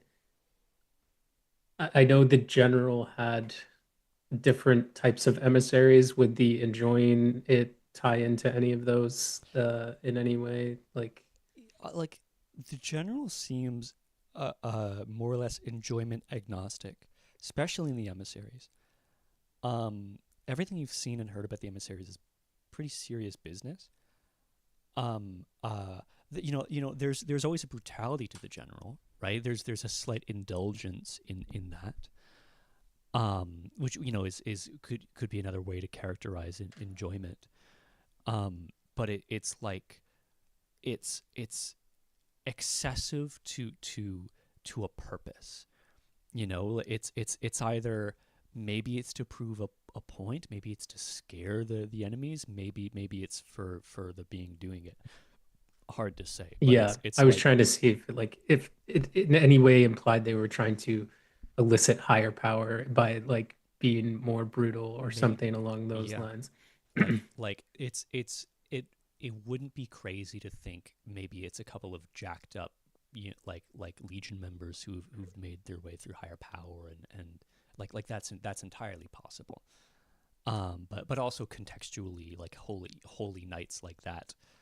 Um, uh, I don't think the Fleans would be thinking in those terms yet. Like the closest thing that you have to that are like Usimic knights. Um, uh, but like the pursuit of higher power, narratively versus mechanically, very different. Um, Especially for Fleans right now. But we'll cut over to Nicodemus and Gus. Most of the fighting is within like 60 feet of the door.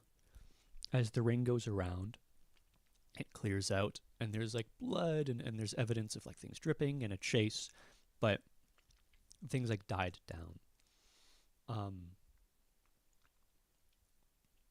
it gets cleaner, and brain doing thing. Um, Fight died down, and the halls begin to empty.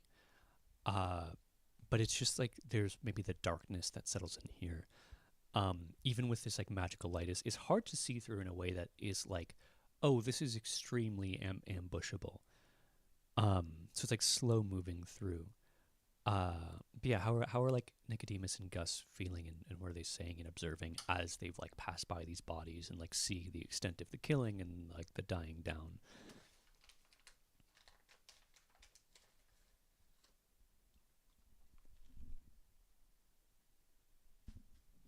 Gus, do you think there's less bodies here because they were fighting at the door?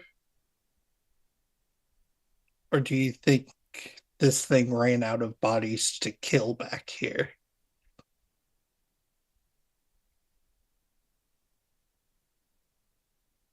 I mean, I hope the first, but I think more likely the second. I don't know if we should continue worrying about these fanatics. I can't imagine them there being anyone left.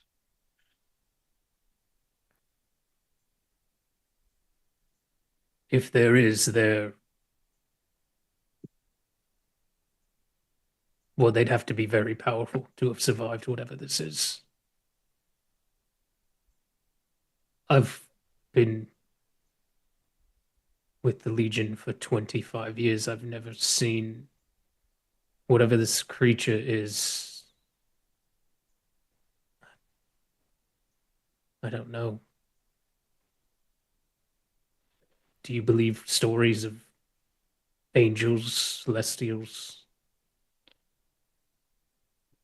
I've heard stories of angels.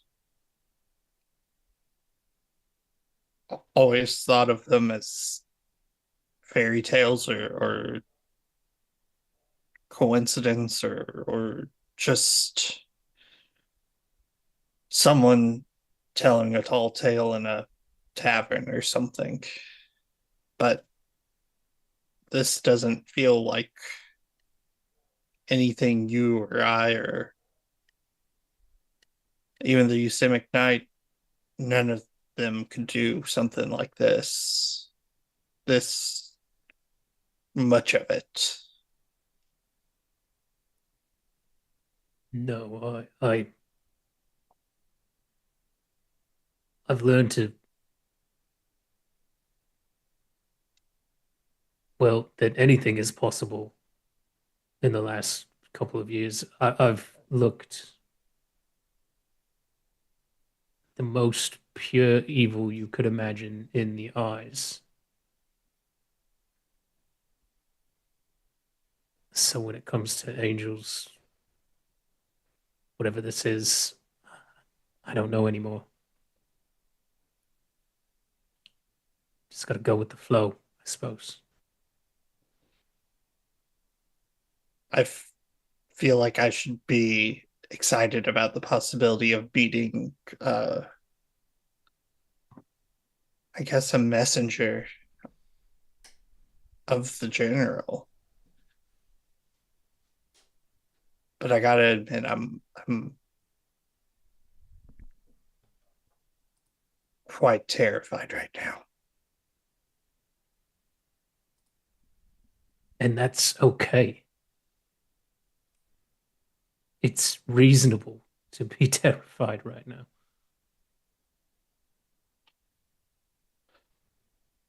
You don't have to run from your emotions.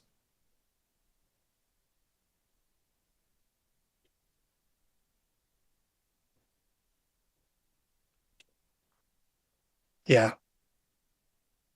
Legion members don't run from anything, remember? That's right. I'll put a hand on your shoulder and just say, right, I know you get pissy if I try to help you in the fight. It doesn't mean I can't do something while we're walking through a hallway. Um, so I'll cast Raise Defenses on Nicodemus just in case we run into something here. Um, Hell yeah. it says you add the dice. I guess I just add the magic dice to. I think that could be because it's yeah, the value of your dice. Okay, so don't count the 20 in that. Okay. Yeah, yeah, yeah. Because I think there's a couple of different things for abjuration buffer type things. And these are spells that were created like before a couple of the, I mean, they were like some of the first things created, which is at this point 2-ish years old. Raise defenses. You lend the magic to defenses of a target within a short distance. Protection increases by the value of your magic die. Yeah, so that is the um goodness. You have a D8. It would be an 8 that you would increase Yeah. the defenses by. Oh, just the actual physical dice Yeah. number. Yeah. You don't roll it. Okay. Yeah. Gotcha. Value is the like number of the dice. Outcome would be the dice rolled.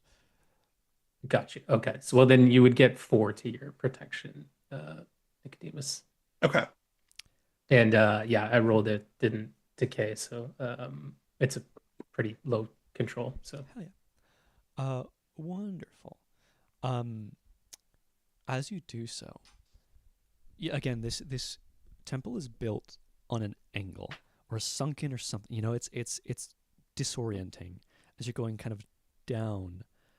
But eventually it curves around, and you come to be looking up at a door, right? Because this ring goes around some kind of central thing, and the door is dripping, but not with gravity. It is dripping down the length or the height of the door, which itself has like iconography of trees and bodies on them, but it's just symbols as far as you're aware. It's black, and even with like light shining on it, is like almost hard to see. But there is this sensation as you look upon it that you feel like lifted and lighter in a not fun way. That it there's a presence here that like reaches into your being, which is in the category of feelings felt in the series of events of the last 2 years, not way out there, but probably new in the way that it feels like it touches you. There's like a physical darkness here, and maybe spiritual, that is like profound and eldritch and hard to put into words. It's very hard to look away.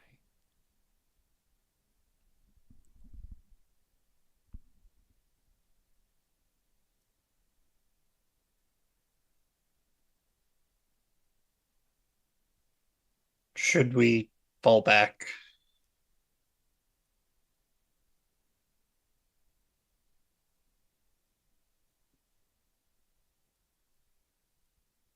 We probably should, but can you?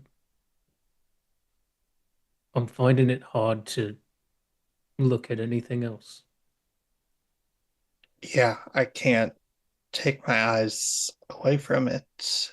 And a part of me wants to climb up there and see what's behind it. Do you feel that?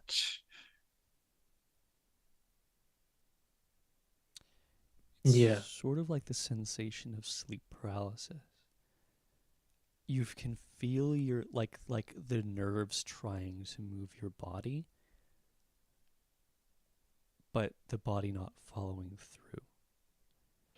And there's this, yeah, like beckoning, like sensation of I'm about to slip, and the slip happens, and it's the body finally like pulling away. It's almost it's like pulling yourself away from glue for a moment, where both of you or one of you first, and then the other, kind of get the momentum to look away and move away, and become unpossessed for the moment.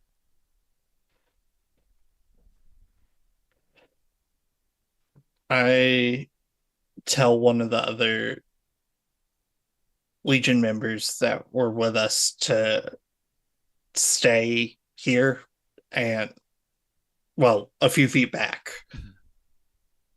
Don't let anyone walk past here. Roll me a luck check.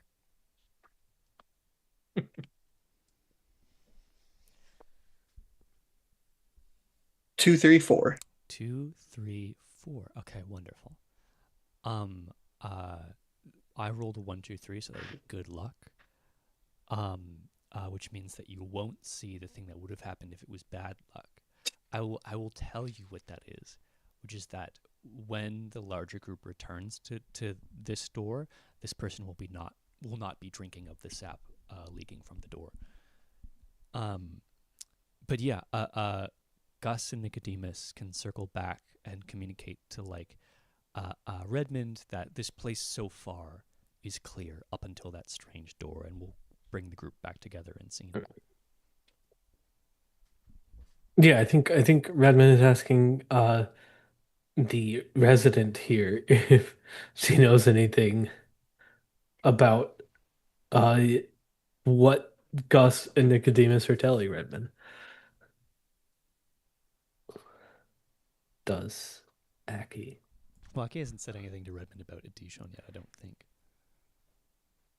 Yeah, I think Redmond is just asking Aki. I'm Yeah. prompting like David to because he was kind of like shaking his head a bit for him to share that. Well, this, I believe, is a temple of an ancient deity I've only heard tales of. Dijon. One of 3 deities that would prophesize to plunge this nation into a place of chaos.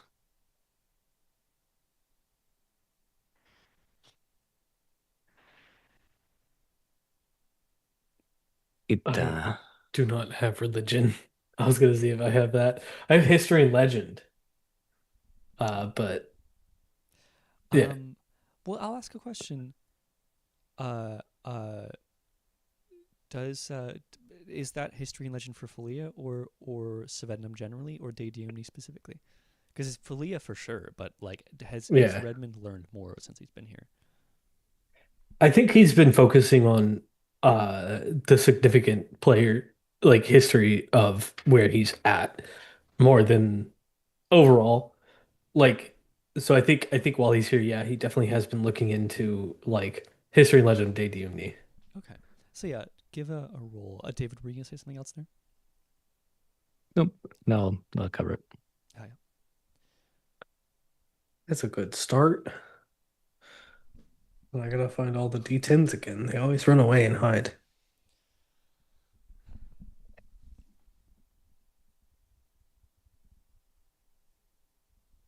Well, that's not what I don't. All right.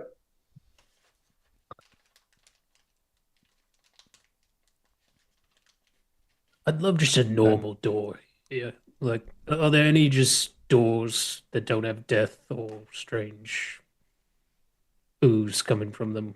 Uh, sorry, just 45. Honestly, I don't think so. Uh, something with a 45. A note that I meant to earlier as well. At the start of the session when my brain was not fully working.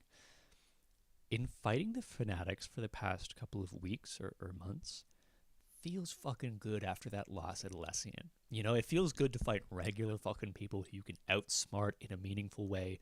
But Redmond's been fucking rocking it, dude. He's a rock star.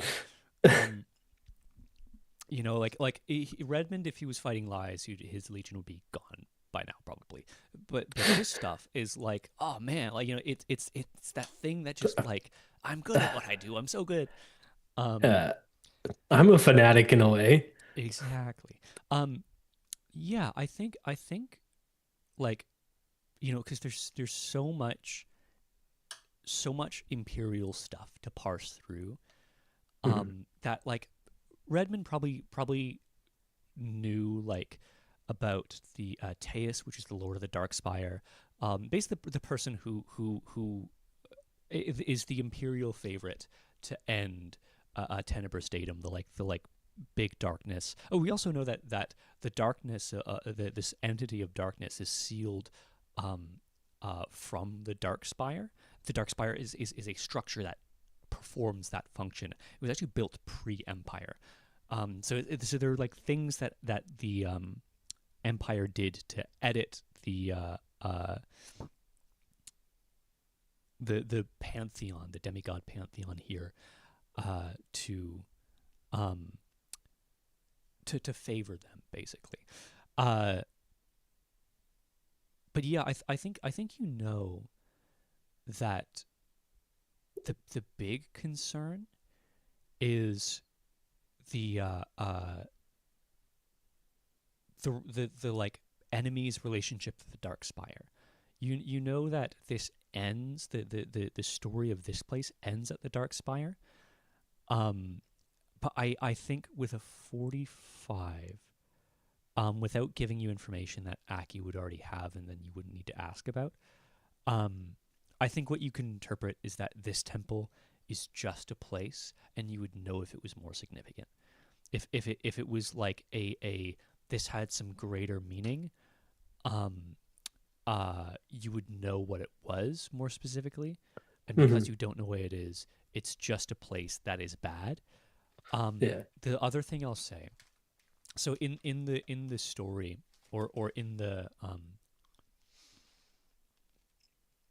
narrative of the prophecies and whatnot, the fanatics were always the underdogs until lies came. The fanatics swept across the land, now a bunch of vulnerable people not protected by the Empire, and grew their forces and their power. And so this temple shouldn't have had, 300 to 500 fanatics hanging around it. Shouldn't have been able to compete with forces of the Legion, but did. Um, so that's the other thing. But yeah, I don't Okay. think there's anything that comes of like, oh, I know about this door. Yeah. You know, it's just. But I think what maybe the feeling to give is that Redman's not worried about it. Yeah, I think Redmond now is thinking there's a force behind that door. The door's not magical. The place The door isn't. is magical, but it's Well, I not mean, like it's not like like yeah it's not profound. the key to the end of the Yeah, world. What behind that door is not the darkness. It's something that we could probably handle. yeah. I also am looking for signs that these general maybe entities are still alive. Like, is their body there? Is something indicating that they made it through the door? There's no indication of death.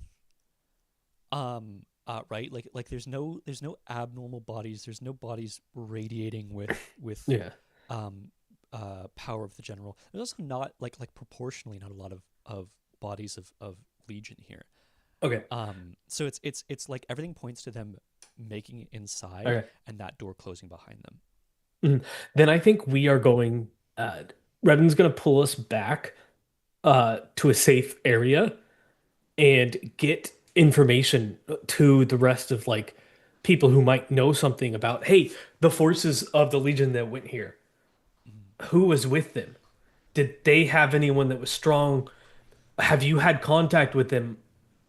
Because they're we found their Legion, the what's left of them, but there's no sign of where they went. Will yeah, we'll kind of like just smooth over an Uh-huh. hour or so as you pull back. Yeah. Actually, before I deliver that information, as like Redmond temporarily pulls out to be like, who are we supposed to find here Yeah. if they're alive? Uh-huh. Are there any other scenes that happen between characters as you like pull out of the temple briefly? I think uh I think Redmond probably after making the call to reassess and get what we understand before we go in, I think he locks eyes with Gus. And it's like you're probably complaining about the people that command you, but this is where I can make a difference. Like I can choose to like it's kind of a statement of like I'm better than you think I am. Like as he makes this call to like back up and be ready. I don't think Gus is insightful enough to understand the look, and he's just kind of confused by it. Yeah, no, that makes perfect sense too. Yeah, Different generations, different ages. I'm what, fucking 22 or some shit, 21, something yeah. like that. Yeah. You're just like, Yeah, stare at me intently. Good job, I kid. don't know. That's perfectly fine. I love that actually. Way better. Because it's like it in Redmond's mind, it's him holding out an olive branch. But in reality, it's just making you think he's even weirder and keeping you farther away.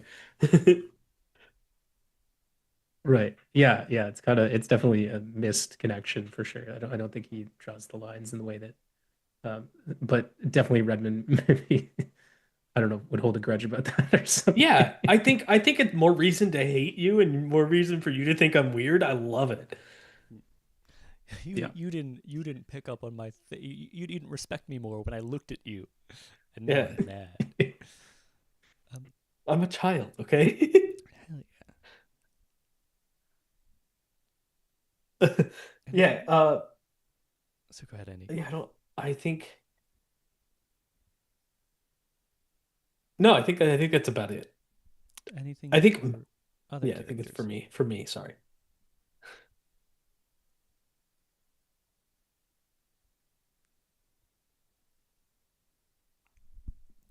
I will say that as my due Is, diligence. is there anything in the hour, like you said, there are some Legion bodies here. Is there something we can do to Yeah, yeah. You like can like pull them take out. them out or what Yeah, have you? yeah.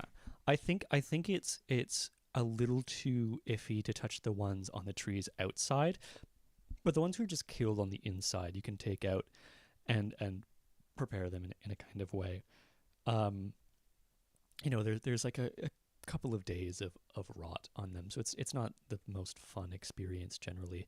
There's a strange relief in the cold of this land, and the stillness of this land, helping the scent not spread a lot, or as much as like a humid, hot, Phillian field, would. It's like it's there is a staleness here that is hopefully better than terrors in Philia. Um, I think Gus would just be looking for any identification or anything that pointed to who these people were as he was doing that, just so that we could let whoever know, on the other side. yeah, true. Um, yeah. Uh, Information will eventually come back that there is a priest who is was a part of it, or was a part of this legion, named Akaron in effect, who is like one of those rising fanatic names, and not like fanatic in like a bad way. Like this person was like touched by the general type thing, like hears voices, like in the context of the Legion, kind of like this guy is almost not like breaking from the Legion, but like just a little enthusiastic in a way that he doesn't have the authority to be. Like a year ago he was, or a year and a half ago he was an old, aging out of his position priest, and now he's this like more potent, and priest as in like guy who was just a unit, like a member of a unit in the way that Ismari would be, right? Like similar scale. Yeah. Now he's something else. Um, uh, that's the only person of note. Like the name of the commander here was some other, unknown person before this war, from a small town or city. Um, but like when you ask, it's like people have the most to say about that person in particular. Yeah, no sign of them since they went. No, um, uh, like he could be one of the bodies in the trees. He's definitely not one of the bodies in the given a description that was pulled from the temple. Um, if he made it in a temple, he would be further in. What weapon did he use? Did not use a weapon. It was just a Uh, magic boy. Is there anyone in the group that had serrated edges, like serrated blades? Yeah, you ask all the questions. No, like the power, and like uh Luana's weapon is like a divine artifact of the general, right? Mhm. That appears to her one day, or something like that. Yeah, Maybe this guy got something like that as well. the general's Um, more up there for his people, it seems. Maybe, The Titan, yeah, you're taller now, sure. yeah. But there's not a clear like Okay. nothing in record. What about like I think he's gonna ask about his size in comparison to the others. Was he bigger? Was he strong? Like it's buff as fuck. No one ever said anything about him. Again, he was a priest. He wasn't like a Yeah, birth mage. He was just a, like he was never reported to win any arm wrestling contests. just that he heard the general whispering in his ear. Yeah, and that was like a recent thing. I would. So nothing really that explains the massacre, Yeah, yeah, but it's screaming general. yeah. We haven't had heard anything from this squad at all. And if he was a magic boy and he survived, he probably could have gotten a message out of there. Unless there was something within the temple, which is fairly likely, that stopped things from coming out, or had some abjurative thing, which is fairly. If you have a secret-ish temple, secret inner sanctum, you don't want communication. Like he could, there could be a block there.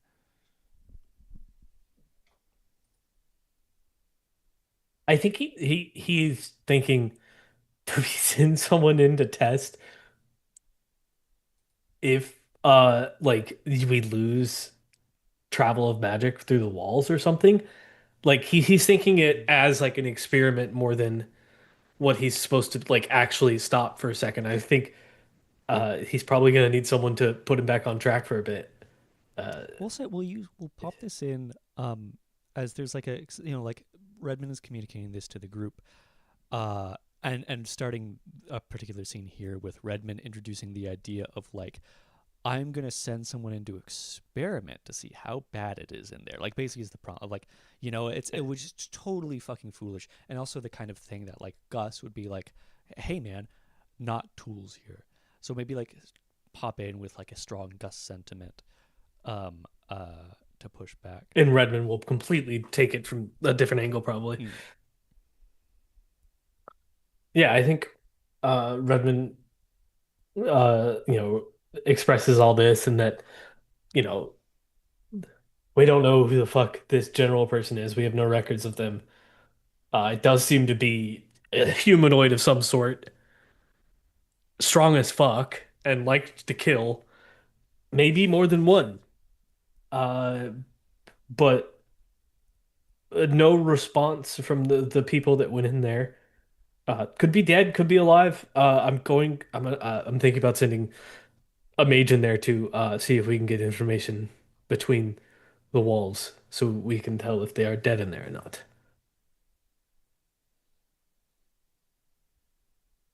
One mage through Maybe, the door that bleeds black through its one mage. yeah, maybe it's someone with a shield as well could go. Redmond, how many people do we have here? Yeah, we could do this a lot of times. He's not thinking like a leader right now. He's jumped out of that for a bit. He is still a kid, and I think sometimes he needs to be put back on track. And what would you do if whatever did this is alive on the other side? Well, we would have obviously people ready in case fallback contingencies people came out of there. But they're not going to be in there for long. It's just go and see if we can get magic communication through the walls. And if we can, then Or you that would throw estimates. away their lives to test if they could send a message through the wall.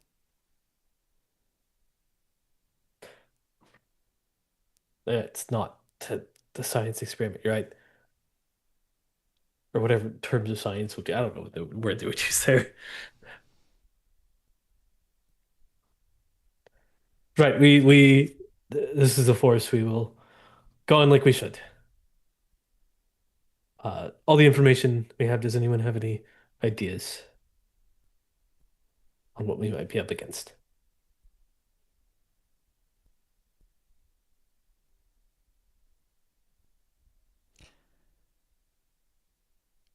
I don't know if that's an NPC question. Could be an Aki question. It's I, a also Gus I or filled yeah. my mouth with some food, so give me a second. No worries. Aki's just in the corner of the snack.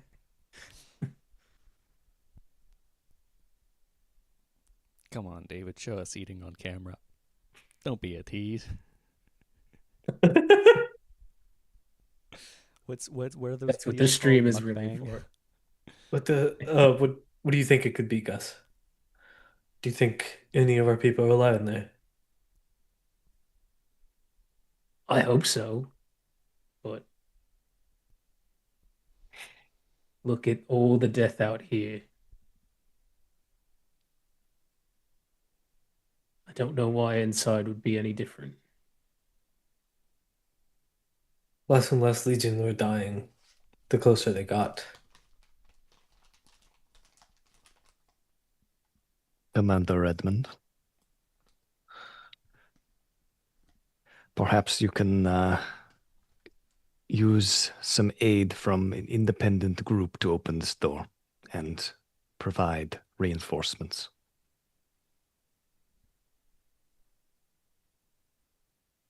Independent group as in who? My group.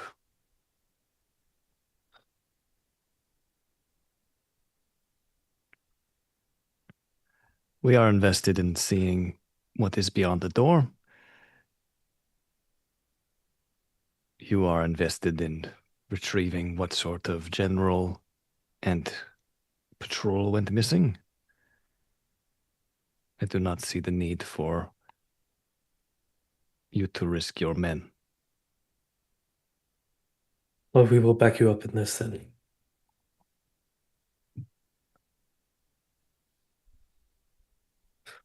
I can have men replace uh keep your balance out there so he can join you. And if you need us, we can send people to protect you from behind at the entrance.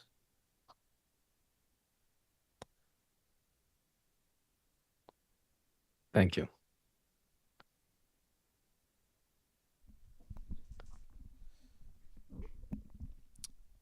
We'll carry on that momentum then into a scene here.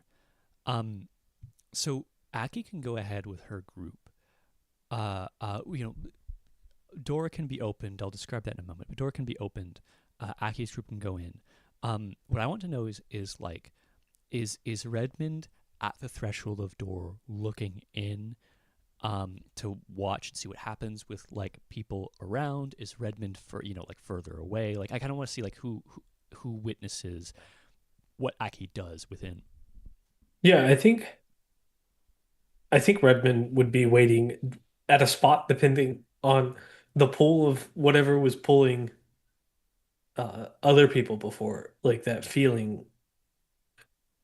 Because I don't think Redmond would go too far if he starts to feel this force grabbing onto him of any kind. It's only when you're looking at it.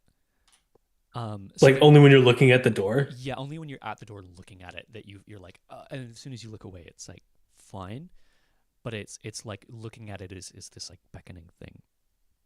I think then he's a decent distance away. Because let's be honest, he is a big bitch. Okay, so then Redmond will not see what happens. We'll presume for the purpose of narrative cohesion that Nicodemus and Gus are kind of like on the sidelines, as in like at the threshold of the door when it opens, kind of waiting at the threshold for Aki and group to do her thing. The note that I'll turn this into,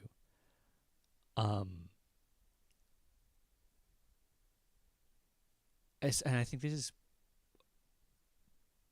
more pressing right now for Gus. Maybe communicate something to Nicodemus.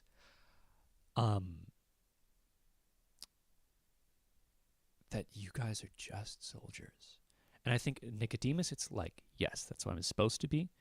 And Gus, it's like, you yearn to be something more. You yearn to like have that think more, to do more, to have that bigger impact. Aki and crew. So this Usimic knight. I think darker skin. I know for a fact bald. Broad-shouldered, like the perfect Fulian human hero. Like everything that like people in Gus's life wanted him to be, like parents and such. This dragonkin who will like kind of leave her, medium-sized gold dragon behind. She herself having gold scales and gold iconography. There's lots of dragons who've come over from Fulia. I don't know if that's been mentioned in this campaign before. Not a big deal. Well, to you at least. But yeah, is herself in kind of like heavy, kind of gold-looking armor, has this sort of shine. You see this orc, this like tallest, 7-ish foot orc, deep purple skin, lighter sort of clothes, like more robes than armor, but still like big and beefy. And then Aki, this like herself, heroic looking, like strong human. as the four of you sort of like press hand against door. It opens up. There is that like liquid that sticks to your hand, but it does open without much of an issue. And as the door opens, there's this like change of pressure. It feels like there's a slight push to everyone's back. Anyone within like 30 feet of it to like step in, and you don't know when steps, but there's just that feel of like, oh, the three people who are not Aki, who are all varying degrees of magical, will I think emit some kind of powerful magical light within an otherwise like void of a space. And at first, the image is not as disturbing to Fulians as you've seen trees burnt and barren of their leaves in their like odd twisting shapes, until you remember that there are only pines in De Diumni. There are no like not natural, but like deciduous trees with their reaching branches. You see the shapes of reaching branches. It's not wood, it's like packed ash. The floor is ashy and wet. And everywhere the trees are dripping because there are hundreds of bodies in them. Immediately looking around, not a lot of them look like Legion. This is just a place that contains these bodies. As Aki steps in with her three companions, kind of like looking around, it's just like a horror show in here. There seems to be kind of like a path that is central, and also, detail. Temple angled downward, door angled, like this, right? It's at the bottom of an angle. So you walk up to it, and when you walk in, you are angled straight ahead. But so it's like this is a magical, slightly liminal space. And so there's the sensation for the people looking in the door, kind of almost looking up a little bit at people who are no longer under that directional effect, which is a little disorienting. Roll me a luck check, David. Sure.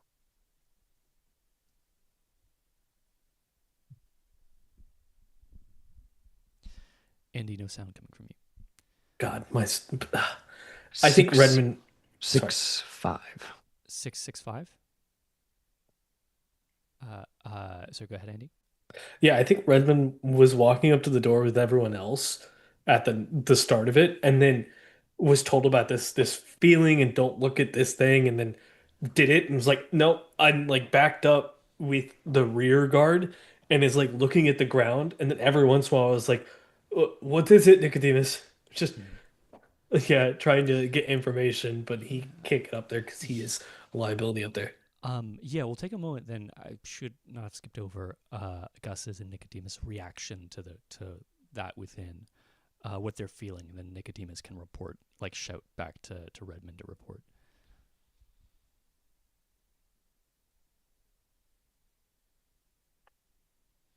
Nicodemus is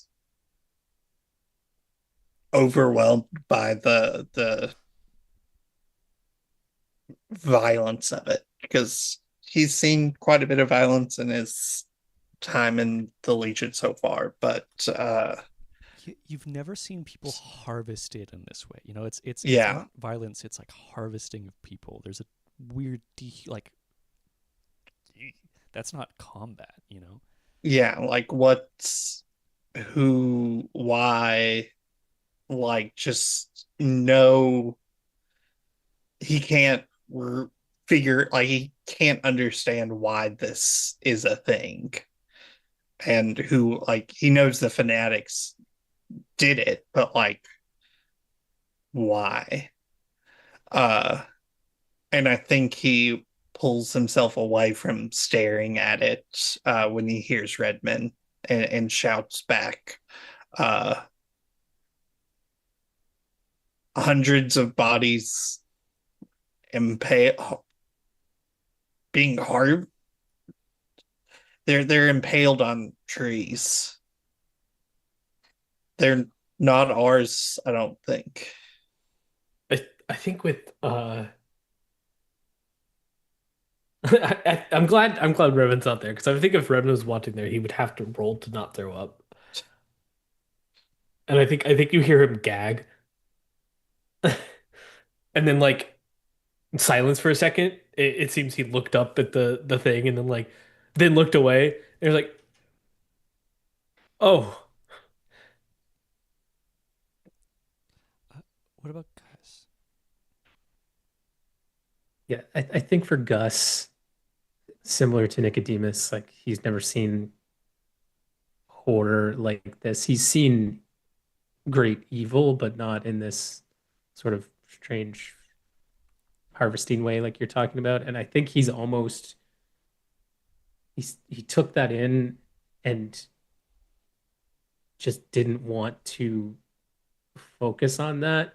So I think he's really just keying in on Aki and watching her move through the space because it doesn't take much for him to make a connection with somebody. And, obviously they're at risk of whatever's going on in there, even though they're, powerful group, still he's resisting that.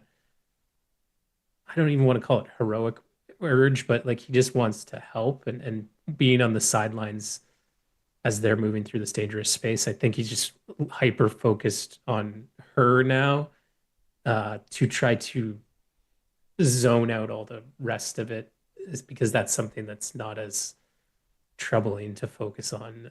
Just watching her move through the space. Yeah. Um. Yeah. It's evil. The face that evil takes in this land is unfathomable to your Felian brain. Because you saw the face of evil, and evil was like, I'm sly, and I lie Yeah. to you, and here's a devil. And this is like, I've taken a body and I've turned it into a product that then I make people drink. And it's like, I didn't think that's something that people would think to do. Right. So There's different levels to yeah, this. and it's like the dripping, right? It's like hearing the dripping is a bad sensation. I didn't even think about hearing it. Yeah, Yeah. that's gross. Yeah. The other thing I'll say, anyone who is like around the threshold, in a way that you wouldn't immediately think about, because this place is so dry generally, like Dadiumni, you're just a little bit more thirsty.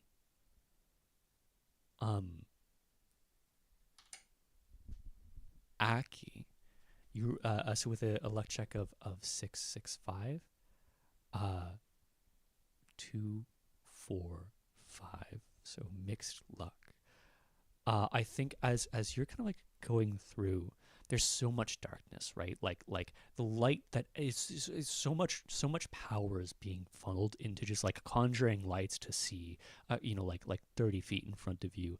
But the darkness here is like alive, it's like present and pressing.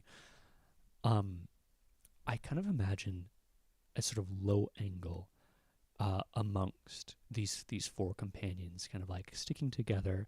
There's like a little bit of banter between the two of you, or the four of you, and as we kind of like look up over Aki's shoulder, describe for us first of all, like, because this is like Aki's childhood nightmares, right? Of like what would happen to her, or some version of this. Oh, sorry, creepy detail.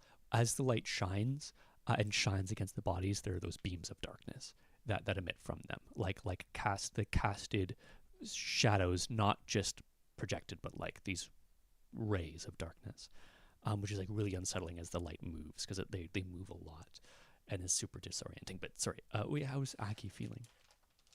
Yeah. Well, It is definitely a grim reminder of the evil that is present. But I think as a character who once was characterized by their fear, they have a moment which kind of makes them want to run away, makes them want to hide, not confront the thing, but they think about the experiences they had in Philia and how to face these sorts of fears and kind of swallows their resolve and pushes forward. I think maybe that moment, feel like a drip on your shoulder, and you look over and look up, and you see that where the drip came from was like a featureless, like blackened, slightly hollowed face. That's just like dripping like off the chin or the mouth or from like the absence of eyes, and it's just that almost like a mirror of like this is going to be you. And as Aki kind of like steals herself, but we sort of continue with that upward angle looking up at that thing, we see movement just beyond it. And I think like someone jumps down and will get like a nick on Aki as a number of fanatics like jump from these trees and like begin to engage in combat. Because the companions went first and not the Legion, we'll kind of simplify this. Um, uh, David, you tell me how Aki fights in this moment. Like how she defends herself. She's being ambushed by these things, but she's powerful. You tell me what you think that happens, and then we'll also go like Nicodemus and Gus witnessing how they respond. Because it's only like 10 fanatics in this entire room. So it's like the Legion has so many more forces than what these 10 fanatics can take. And even then, these 4 companions are tough for these. But go ahead, David. I definitely think Aki is less of a practiced like swordsman and uses grappling techniques to her advantage. So if someone sliced, it probably would nicked her. She would dodge, grab the arm, and just like body slam them into the floor. Yeah. You, as this person goes in and like catches you a little bit, you immediately kind of grab and like slam them into like the ashen floor, like wet ashen floor. Um, if you were a crueler character, I could probably drown them in the floor. But just as like another person comes in with this like uh, uh, uh, blade comes to swipe at you, dodging and you're beginning to like kick or fight against these things. But there's immediate sense of like being overwhelmed, but not in a way that is more than you've handled before. There's that kind of confidence that I imagine Aki's just like very serious, and all these people are like powerful and serious. It is that kind of like heroic thing, or like those like heroic like fighting. Like this is a movie. These are heroes. How did Gus and Nicodemus? Like Nicodemus also reporting what he's seeing, so he sees like things moving and attacking these people with all of the disruption of the shadows being cast, which is super disorienting as well. Yeah, what did the two of you do? I have my bow ready. I'm relaying what I'm seeing, and I'm just waiting for an order to start shooting or go in or whatever. But at this point, I'm ready and just shouting what I'm seeing. Yeah, I think Nicodemus would notice that Gus is like just itching to cross that threshold. It's taking a lot for him not to just go in, and And he done. looks back at Nicodemus, and that I can't exactly remember what he said, but like, you know, keeping that line. And if he leaves and Nicodemus is standing here solo, that could put him at risk. So he does steel himself to stay, but you do see like a very antsy, like foot tapping, ready to go as well. I'll also add a detail as Nicodemus calls this back. I think the fanatics probably use some kind of like magical call that's just like unsettling and otherworldly, and a thing in and of itself that like the companions, the four, need to contend with as like, oh, like steal your minds. So like Nicodemus and Gus and the Legion at the door are just are seeing moving shadows as these people are obscuring the light a little bit, and like these flashing this darkness, and then just like terrible otherworldly like vocalizations, that Redmond, standing in a way that he cannot see within the room, but can see the door and like maybe half of it, a branch of a tree, just sees the like flashing darkness and hears the vocalizations and Nicodemus being like, "There's people attacking." So how's Redmond handling that? I think I think it solidifies in his mind that our job is to support them in a way. Like people like the heroes, like there's some shit's happening, and he's not of the caliber to even be near the door. Um, we the Legion are tools in the end for people like people that could do stuff like that, not specifically Aki or anything. Just I was too scared to even walk up to the door. Yeah. Um, as Redmond's feeling and processing that, does he give an order, or do you think he's like caught in this moment? I think I think the order was placed to wait for Aki's call. Okay. So Since Aki's group was going in, if they needed backup to call for it, and then let us know when it's clear or whatever they need from us. We are to there to help them. so in that case, uh uh David, does Aki finish this with her companions on her own? I think it is a serious balance here because Aki wouldn't want to put the uh, the Legion in unnecessary danger, but also not risk losing the lives of the companions as well. So it depends on the stake of this skirmish. I think it's not that high stakes. It's like four. If this was Redmond, Nicodemus, Gus, and Ismarie, they'd be fucking dead. But this is Aki and a Usimic knight, that the most one of the most powerful like stations of the land, a dragon rider and a keeper of balance. These are like pinnacles of Fulian strength. Um, it's gonna be a tough skirmish, but like you're not worried about anyone's lives here for sure. I don't think Aki would call the reinforcement, but I think there are moments where we do go back and forth and have this battle in view of Gus. Mm. Yeah, I think there's definitely a moment in which, because yeah, 10-4. So there's definitely like three people on Aki at one point, Yeah. just like trying to grab, swing, and Aki's just like just like bobbing and weaving and getting hit, and uh, Andy, go ahead. Yeah, I think like thinking about it, I think there is ground for Gus to just make the call because he is up there, and then for Nicodemus to either challenge it or tell on him later or whatnot Mm. as well. Yeah. But yeah, as Gus sees Aki, you just like in a way that most people Gus knows would be dead, would be Yeah. being killed to death in this moment. How does Gus handle it?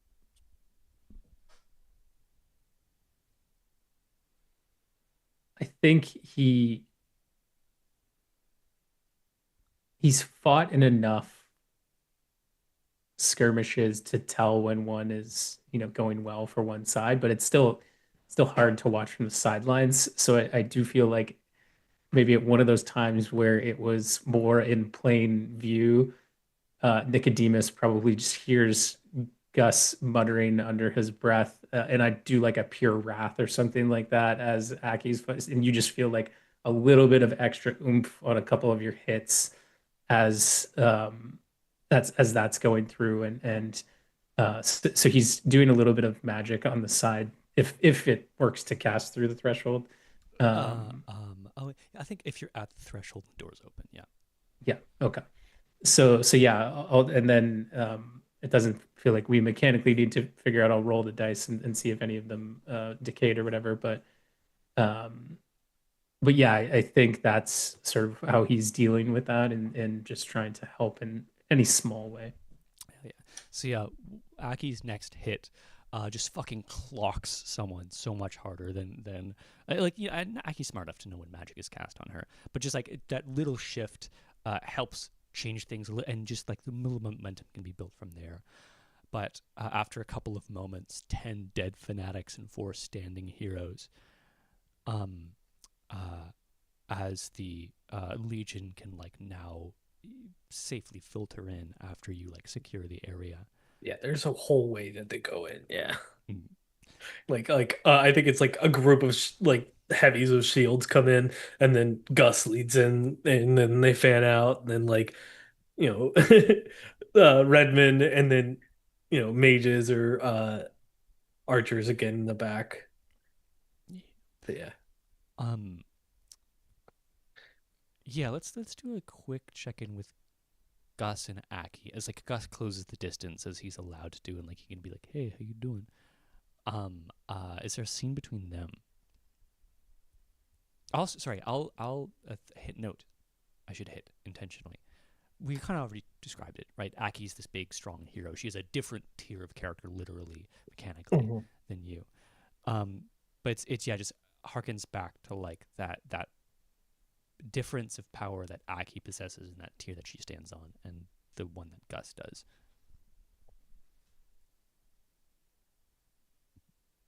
Are you okay? Are you hurt at all? Any of you?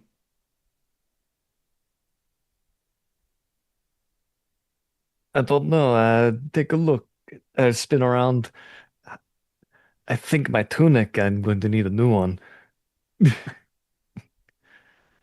It's I don't know if that's blood or goop, but it's yeah, you probably will. Oh, couldn't stay out of the fun, could you? It was hard to watch. I'm just glad that you're all right. It, I mean, you did like one thing I've never even seen. You took the one and you hit the other one with their own body, and it was incredible. Well, next time we are camping together, I will have to show you. It's it's all in technique, and you are big enough to be able to do it. Huh. All right, I'd like that. Although I do admit, I don't think many legions would have stepped as far as you did. Maybe you follow your own sense of orders, hmm? People keep telling me that. Um, yeah, I feel like I'm changing a little bit, um, questioning things that I didn't question before. Hmm. I think people like you do well in groups like ours.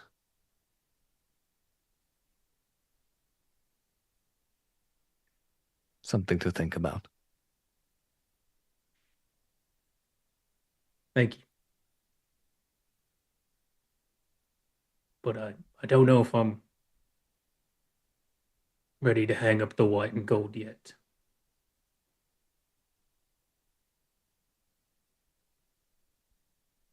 But if I ever do, I might just take you up on that.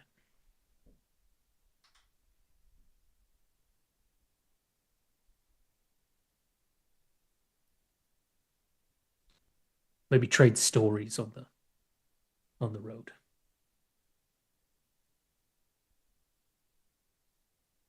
Well, I would like that story.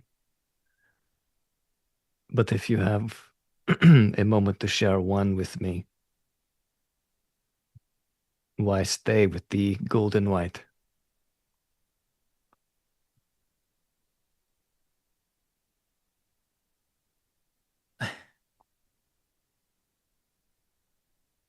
I joined when I was 18. My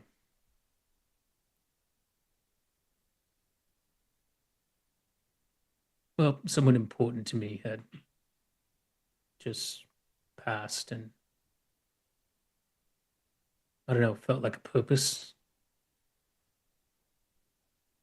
but it's really the only purpose I've ever known.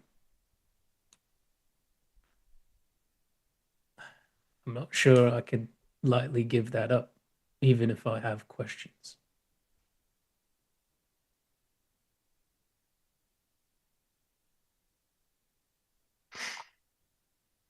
I think Aki will. I think Ismarie is probably still in the squad, right? Somewhere. Yeah. Take a look at Nicodemus, look at Redmond, look at the other Legionnaires. Maybe your purpose is tied to the ones here after all.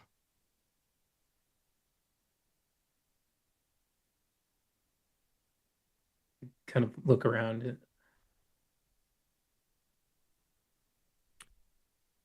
It might be, or at least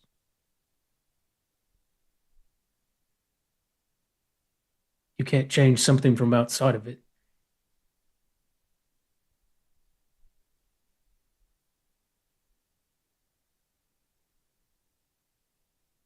But I don't know. It's becoming more clear that maybe it won't be my choice soon enough.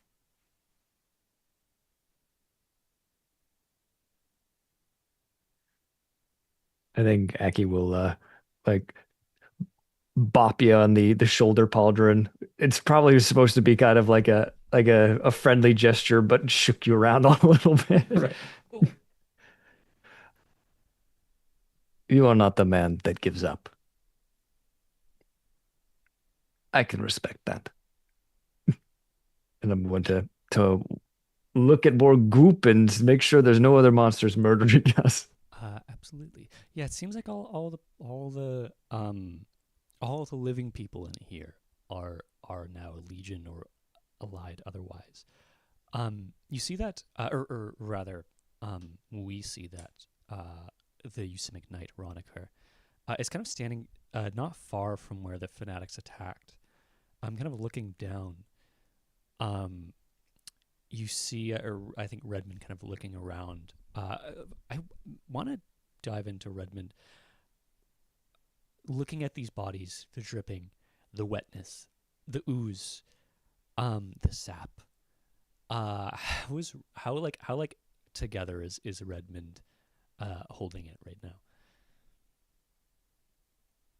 I think he's most together when he's telling, like, giving orders. And then when he's not giving orders, he's looking down Mm. a lot of the time. It's almost like it's lightly raining in here. Uh, Um, as kind of like giving orders, you see uh Roniker standing there, kind of like looking down, kind of sword still out, looks around and looks over at you and kind of gestures you over to like look at what he's looking at. Um, and you see that there is a slight glow in the sort of ashen floor. Um, and I'll try to do this in character. He'll describe to you. You see this. This is a rune here, but it's not like anything else in this temple. It seems new and it seems hasty. is it near a dead body? Not like a old dead body. Mm. It's like seems it's hard to get the scope of this room, but it is what feels like a center. I think for the first time, Redmond is going to look around and try to get an understanding It's so bad to of look around. something. Yeah. Nothing gives you any Yeah. fucking indication of what this is. So yeah, I It's think just bad info. I think what happens is he looks at this and he looks around for any implements to carve it with, and then he's like, okay, I need more information. I'm gonna look around. You got this, Redmond. And he looks around and goes, "Ugh," and then looks back down at the rune. No idea what that is. What you see, yeah, Veronica kind of looks at you again, and they sort of like he's the main character here, and you're not. He goes, "What is explaining it to you? The way that the symbols are arranged. This is one way very strong, one way very weak. It's proportioned to keep something in, but to be easily dispellable from the outside Are we inside or outside? or outside." And he'll kind So- of flip his sword and hold it above and kind of be like, if I wanted to keep a number of terrifying entities who are trying to kill me and my fellow temple mates, I would stick them in a hole. So you're saying our general fueled person isn't this? I think so.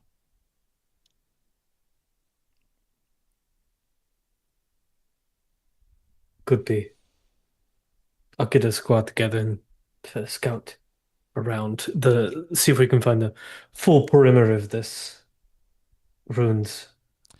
Obviously, you and your crew have the right to go in at any time if you want, but we will set a group too. I think he'll kind of look at you in a way of like he's on his own story, Aki's on her own story. They have their own momentum here. Your job is to deal with the fanatics, to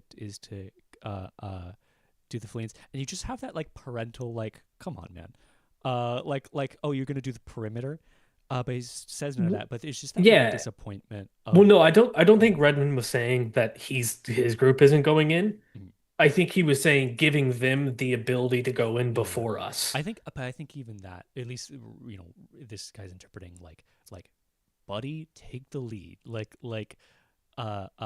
amount of deference you're giving to four more or less solo people, is kind of like, and you're staying behind. Before you weren't looking in the room, you just threw up. It's kind of him. He being almost like, threw "Go," up right yeah, after. Yeah.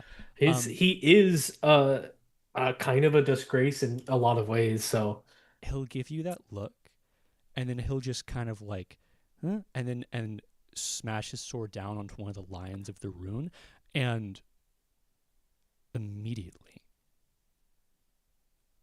every Legion member in the room, every Legion member feels a presence. I would say, I wouldn't be able to say unlike anything you have felt before, because you have felt the presence of the divine, of this flavor in the emissaries. Not as strong, but I think Redmond and Nicodemus feel it stronger than someone like Gus. Okay. But the Is that emissary feeling was not welcoming? as strong as this, or It's this not is as not as it's strong not as as the strong as the emissary. emissaries. The feeling in Okay. this room. is that something that comes off as trustworthy to a follower of the general? There's no reason why you wouldn't think so. There's no reason why you'd think that this is a Yeah. falsehood in the campaign. I think- of lies. Asshole. He did that on purpose.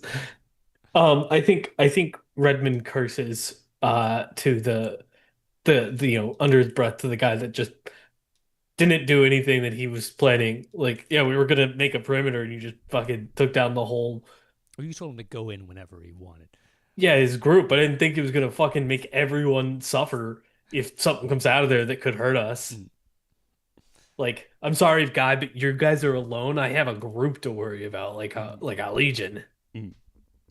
And I think he'll call uh the scout groups to assemble, and then he'll join a scout group. Well, things No? happen before Okay. Oh, wonderful. that. Is you just feel that feeling. Yeah. You feel the presence of the divine. And then Redmond in particular, you begin to get hazy in your head as presence enters, communication enters that you were not prepared for. And there's this element, I would say it's like an echo of pain. It's like remembering that one time that you broke your arm and how fucking brutal it was.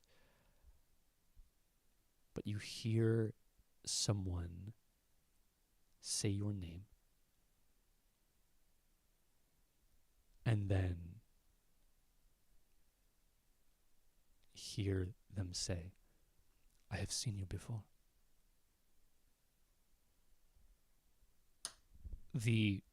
There's a knock, a heavy like bang against the ground of this gate, and like the ash like jumps up, and you can see that there is like a like almost like another like a round door.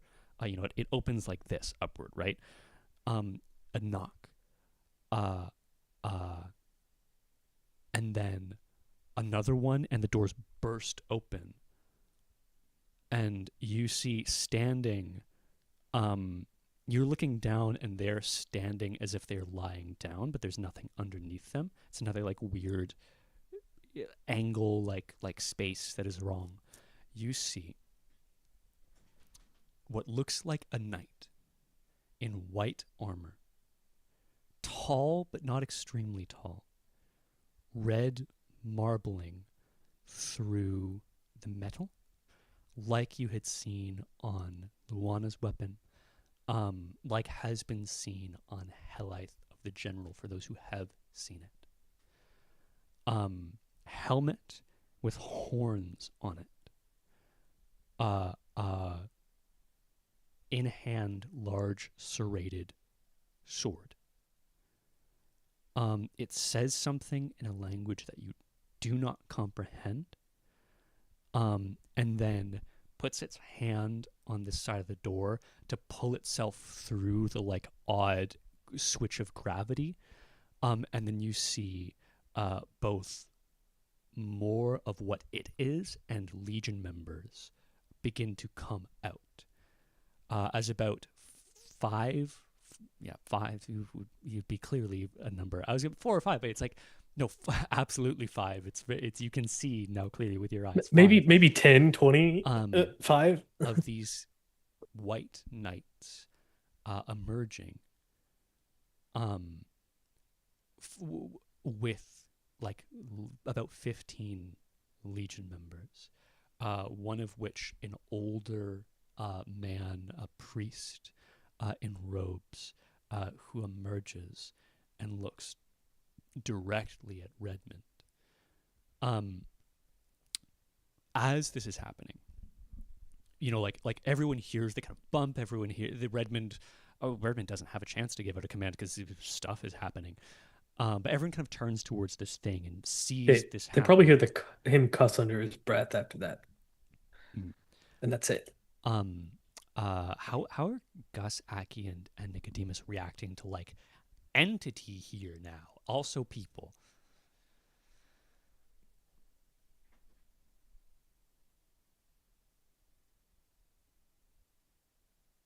Well, I think Aki's instant reaction is to try to push her way through the Legion crowd to try to get to Redmond,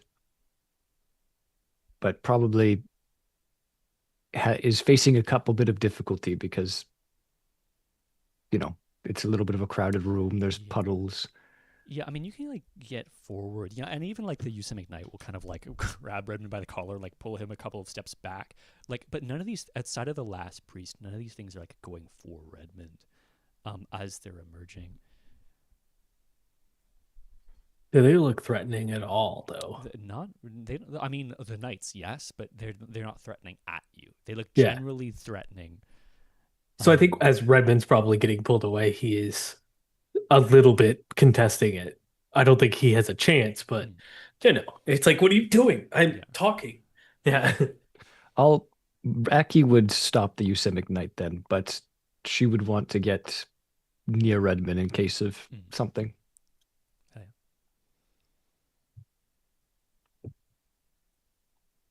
I I don't. think Yeah, go ahead. Sorry. sorry, Andy, for the and I'm just curious, Jesse, that sort of that lack of connection that you talked about, or at least lesser connection, would I notice that myself?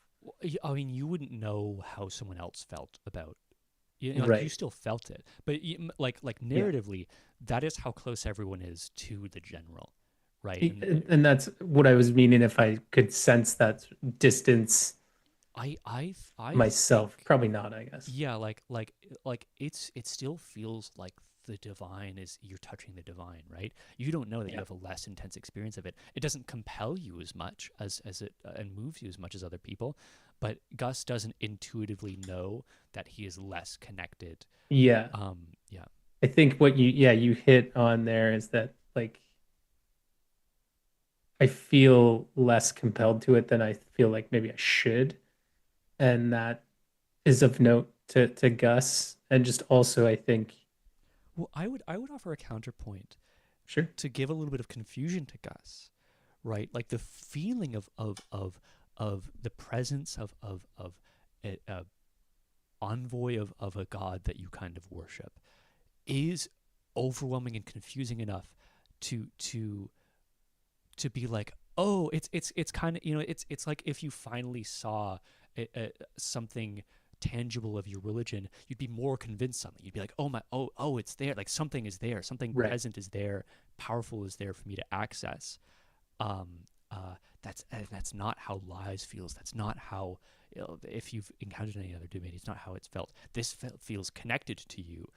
And that's the only thing that you know is that it feels connected, and that there is something compelling. It's not going to change Gus's heart and mind, but the point is, I think here is that it affects him to begin with, and that is something for him to figure out. Yeah, it is tangible. Mm-hmm. And I think the connection would be unavoidable for him to, the last very powerful Hellite that he saw was the Oracle of Cracked Eyes. So seeing Hellites for the general, Not Helites. but I they had the, mentioned that we've seen them before as oh, okay. I they're thought with the technically horns Ophelia. and then with, They're yeah. I mean, the helmets are horned. Maybe you could think that they're Helites. That it's possible you can interpret it as that. But they right. when the first I one misunderstood. when Sorry. the first one spoke, it was not in a very human sounding voice. Yeah. So I think just dealing with that tangibility and some confusion with what this power is. Question. The voice that spoke to Redmond was in Redmond's head? Yeah. So you heard what you'll come to understand as what was his name? Okron or Yeah, Ocaron's Ocaron? voice Ocaron. speaking to you. But the first voice that spoke aloud to the room was a creature speaking in infernal language. Yeah, with a voice box that is not what a human does. Yeah, I think the Redmond probably sees if he can like use that line, like see if he could just mentally talk to Mm. Ocaron or Well, Ocaron. yeah, we'll Yeah. let people finish reacting. How does Nicodemus react? I think he's just in awe, like letting this divinity of his god wash over him. I think the horror of the room kind of melts away for him. Um, and he just kind of stands there, like his bow's no longer at the ready, and just watches these things that are messengers or warriors of the general like emerge, and just is taking it all in. Mm-hmm. Yeah, like the presence is it's so um in most cases I think terrifying to experience the divine, the liminal. This world is not one that centers people as the authority of power. Right? Like the perspective of this world is not one in which there is one group of heroes. Aki is in one group of heroes. There are probably dozens in De Diumni alone. And then there's who knows how many across the greater Savednum. It took like 8 main character groups of heroes in Fulia, plus however many other stories were being told in the backgrounds of that narrative. Um, there is then the yeah, like the presence here. So scale of world, people always small, and so like the divinity washing over you after experiencing something spiritually and liminally really fucked up, is like safety. It's release. As it washes over Redmond as well. You see these like knights emerge and just kind of like look past everyone.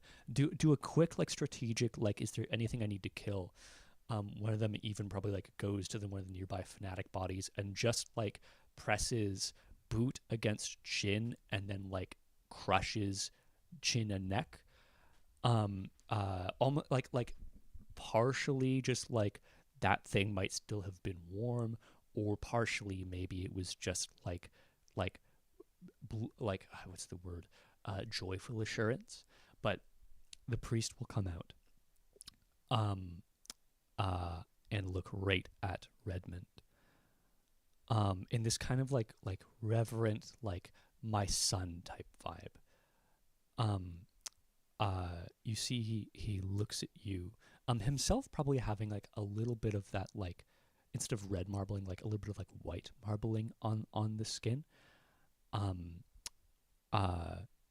In the way that he's like, oh, this guy has been touched. But I think he'll kind of like look at Redmond, and kind of have this like weird smile, and reach out and put a hand on your shoulder, almost like to check if you're like real. And then they kind of look in you in the eye and say, it's good to meet you finally. I had seen you before in a vision. Your face as savior. Savior. Yes. And here you are. You have brought forces to save me. You are a commander, yes? I was not wrong about that. I am the commander of this legion here, yes. Good.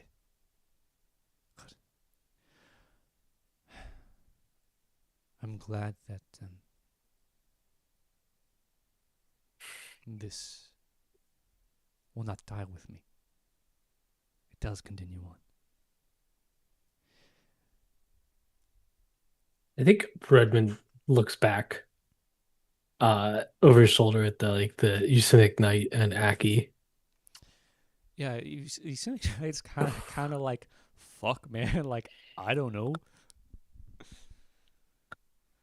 Yeah, is it out loud or in our heads? Oh no, he's speaking to you now. He's like Yeah. with his words.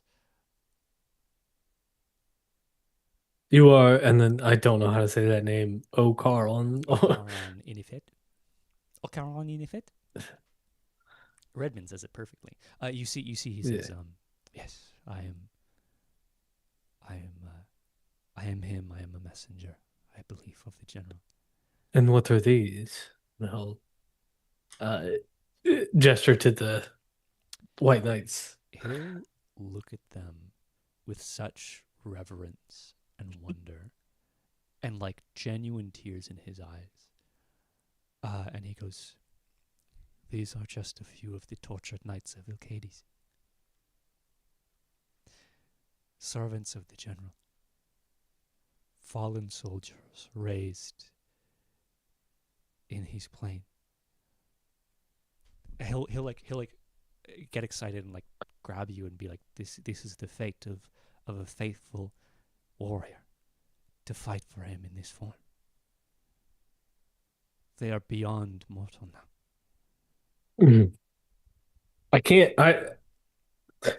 Lies is a thing in Redmond's head, but there's also the pounding of the general, the feeling of of this Yeah, it's god as well. it's Like entirely. Yeah, I meta wise, it's possible to fabricate anything. It's possible to fabricate anything. Um, but I also don't think Redmond would be yeah, thinking or feeling that. I think it's just lies in the back of his head that he hears, just lies, and then general like the pounding of like this drum beat he probably hears or something, the power of this general, and I think that is overwhelming it. And yeah, I think he nods and looks back to Aki and the people behind him, uh Nicodemus and Gus, and we found those connected to the general, it seems. What continues? Uh, you see, he'll look over, and as he looks at you, there's like a slight come down of energy, like the kind of excitement, fanaticism comes down of like immediately clocks that you are not the same flavor as him. But he'll kind of walk towards you, um, and there's just this guy, the only person who you've seen with this kind of energy, the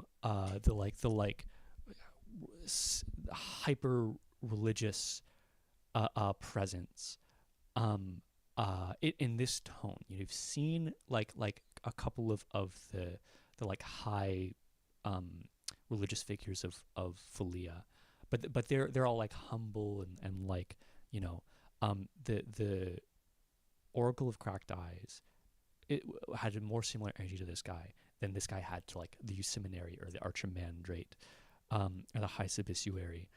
But you see, kind of walking towards you, you see he says,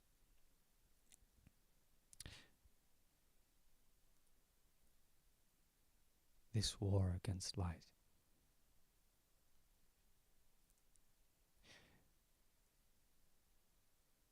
it is not an easy war to win.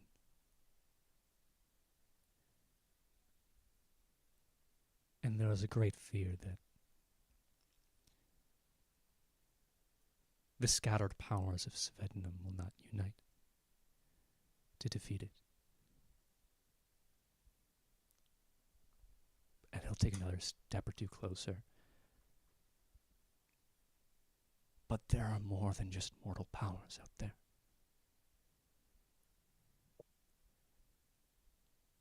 Just as lies has a plane filled with creatures that it sends to descend upon these lands, there are beings, entities, waiting to fight in Ilcades. I can call them." I'll take like another couple of steps forward to the point where he's like close to you. And you see like you feel the guy being like, knowing that he has something more real than you do.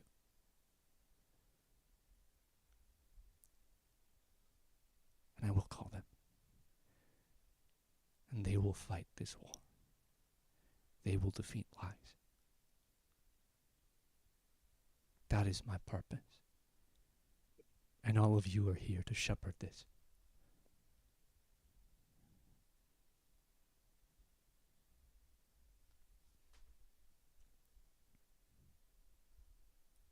And what of the people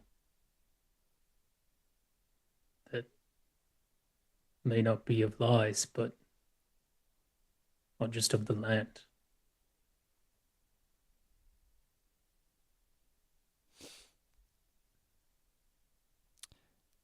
There's a little bit of like disdain.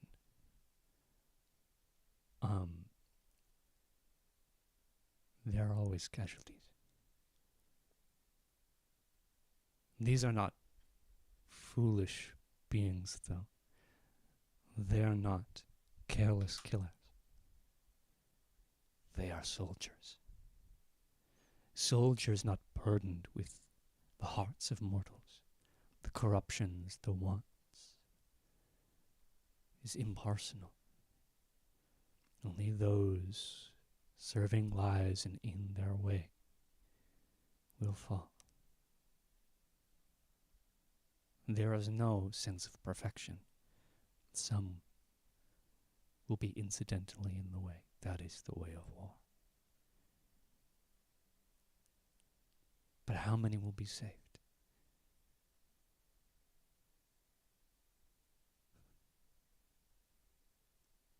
I think I just looked down at like one of the He'll people with their chests Yeah. like ripped open. he'll like as you like look down or look over. I think he'll like immediately kind of like catch your face in a way that this guy's just like so like he lives in a different world, and but he's not wrong, you know what I mean? Like that's the energy of and he like catches your face and like brings you back to look at him, and he'll like look at you with such intent, and I think he'll say, "You're not a very good soldier, are you?"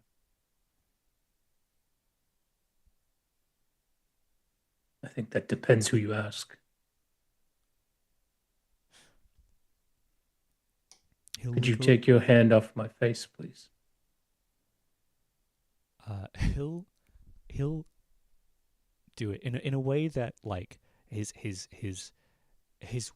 weird warped mind gets the better of him at times, and he'll kind of straighten up, and that kind of like the adherence, right? The like, I am a servant and I'm a serious servant. There is no place for happiness and joy and excitement.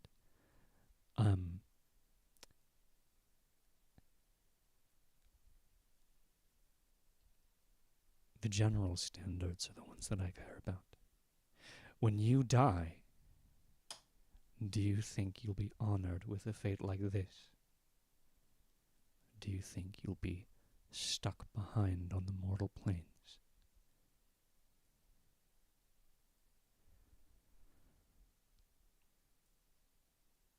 I don't pretend to know what fate awaits me when I die.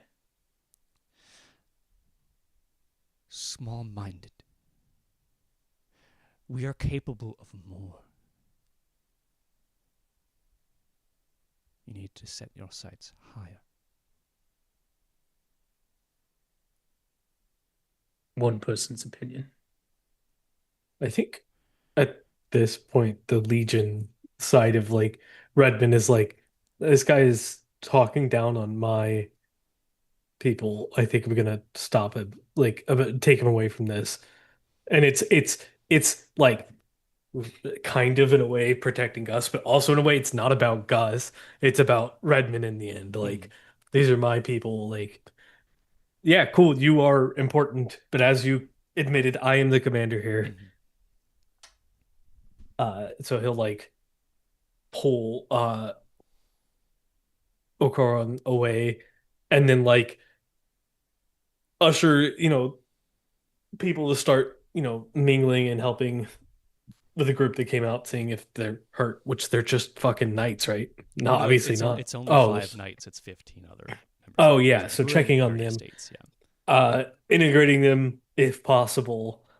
If not, they're in the back of the line, gonna go slow. Yeah, like your legion's already mechanically, your legion's already down a little bit, especially after the first battle. You've recovered some numbers from other stuff, but you can like the more legion members die, at a certain point a commander dies, you get some of their forces. Similar thing happening here. His commander's dead. He'll incorporate his forces plus those 5 knights. But sorry, you want to say something to him? How did you know my name?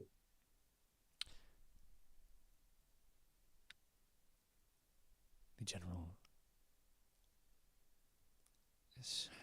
sends me messages. Sometimes they are feelings, sometimes they are clear. I knew your name, I knew your face.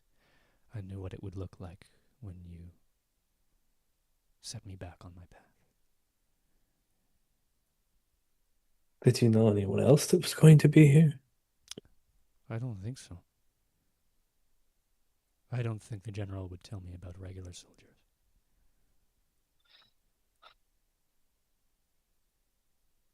I think he's trying not to let the ego build, Mm. like the feeling that he might be special. Yeah. Which is tough because you've been kicking butt for the last couple of months against these fanatics. Yeah, and I think he's not letting it build probably because uh mental health, and not because like it's not a good idea. I think it's just yeah, I'm not actually that good. Like let's keep my ego down, like or whatever. And definitely seeing all those Semitic people that are full of ego, uh, not Akito as they could be, but He will say, with a little hesitation,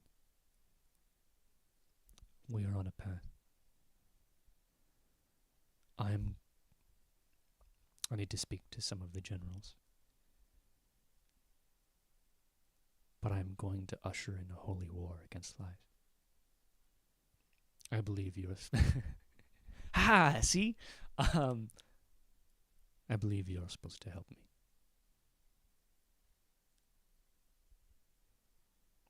I would love to, but as you know, I am just a commander in this. There will be a place soon. Like I said, I will communicate with some of He's the generals. he's definitely gonna go back to whatever room later and fist bump a lot. Yeah, yeah, yeah, yeah. Yeah. Um, He's but yeah, gotta I think from this point he'll just kind of like give you the small lowdown of like these five night things showed up like he summoned them during the assault on the temple. Mhm. Um uh so that was like his first like successful like pull of power. Um and when he did that, he like felt this furthering. And now it feels like he thinks he's supposed to start this holy war. Holy War, yeah. Um Which I Redmond's not the type to think otherwise of his people who have more connection with general than him. um but yeah, well, I think we'll kind of put a button on the Redmond stuff there and pull Yeah, to like Nicodemus, Gus, and Aki sort of left behind. I get to sit As behind and watch. like the the room is still haunting, but it's like especially even for like Nicodemus, or especially for Nicodemus, even for Gus, the presence of these knights, he's there's like a home sense to it, right? It's like this even if I'm not fully committed, this is a power that touches me and makes me feel stronger. Um, but yeah, what do you think the three of you are doing uh, as things begin to like settle in this room?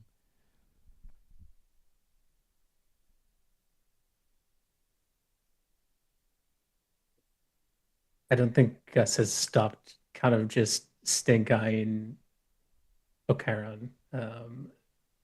Like and had sort of I put it in the chat, but almost absent-mindedly created a distance from them and is closer to Aki and that other group now. Like he really did not vibe with that interaction. And that yeah, that really off-put him in a major way. And he's just sort of dead eye staring at that figure. I think Aki will kind of like shake Gus a little bit to just kind of knock him out of the absent-minded. Oh, People can promise a lot of things, Gus, and power is one of them.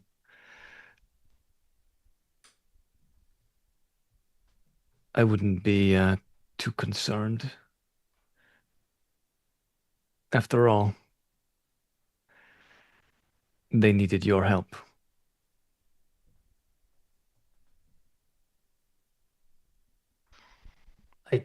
can feel them. It feels right, but everything he just said seemed so wrong to me. I don't really know what to do with that.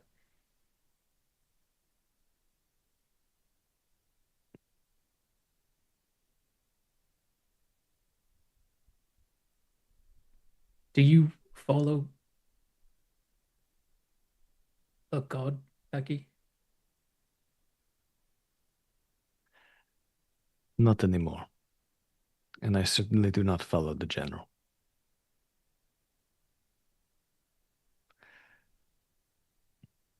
But that doesn't stop me from helping. It doesn't matter who you follow. It matters what you do.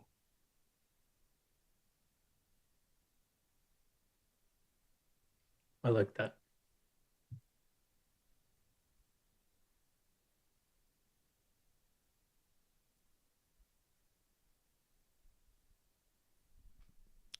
There's this I- sentiment that Aki sort of delivered, which is an interesting frame, which I don't want to present to Gus as if he starts to think about this, but like a theme to introduce, where Aki said something like you got them here or something, which is objectively true. Whether how much Gus knows it, like Gus saved Redmond's life. And the idea that a person can have that like domino effect, I think is powerfully meaningful in how things play out. But then there's also the thing of that Caron said about like thinking bigger. Like I think there's this thing of like we all are a part of something bigger, and we all influence something bigger, whether we know it or not. Like in real world, like our dollar goes somewhere. But like when we interact with someone like that, those interactions stay and they transfer on to other people. It's so far-reaching. But then there's this perspective that we have that we're so small. And that the seeming difference between Gus and this guy is just like how important you think you are. I'll put a button that for now. I'll bring that back around about Holy War stuff later. But Jacob, go ahead. Nicodemus's mind is racing. He feels so comforted by this presence, and he now I think knows what will happen to him in his like once he dies, like because he never like what happened, like what's up with that. He knows he'll die in battle like a good legionnaire, and now he knows that he'll be rewarded with like this, and in his mind like that's like I don't know, it's like so many things are coming together. It's like yes, this is my life, this is my purpose. um I think he kind of falls in behind Redmond just to be closer to the presence of Ogeron. Because does he radiate that kind of feeling too, or is it? I don't think he radiates it, but the way he carries himself, like you pick it up. Yeah, I think he just wants to like listen to what he has to say. And he's just like totally enraptured with all of this, and just like he is like everything's like confirmed. Like, oh, he knew Redmond was something from the beginning, like had some purpose. And like this has just been proven right in his mind.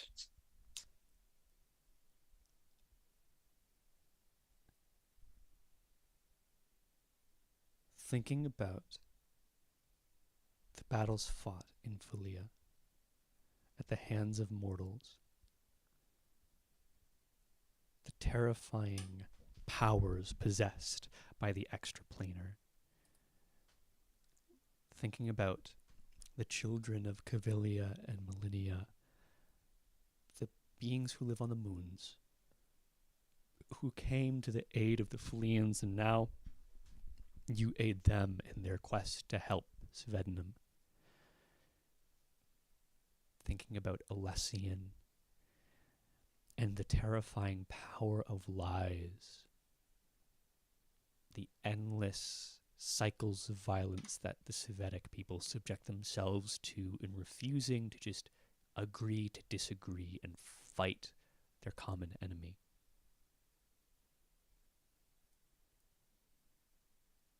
Even the power of the liminal and the spiritual present within each land. Each land has a fucking puzzle to solve for themselves that Lies is also trying to solve. Wouldn't it be so much easier if there was something of the scale of Lies that could fight this war also? But what does that mean for each individual person?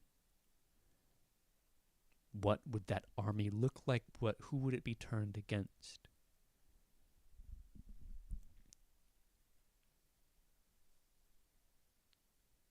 Sometimes in this world, the position of people is to be small and to make small changes that build. And sometimes decisions are made in a moment. Like saving Redmond. Like choosing to believe, to have faith.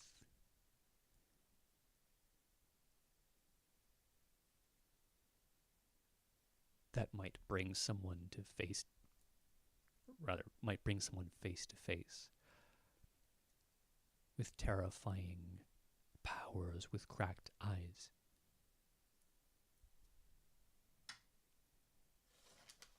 There is a holy war on the horizon. Or there could be a holy war on the horizon.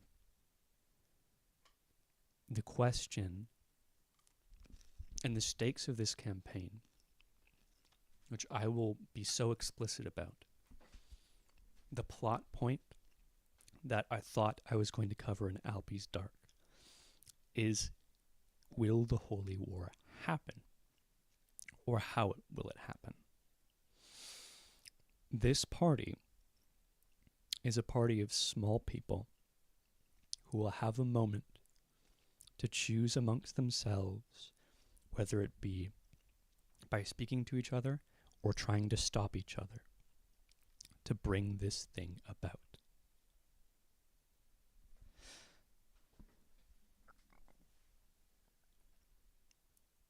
That is the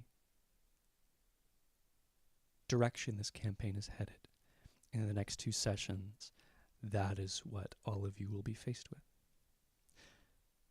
With that, it's been a very long session.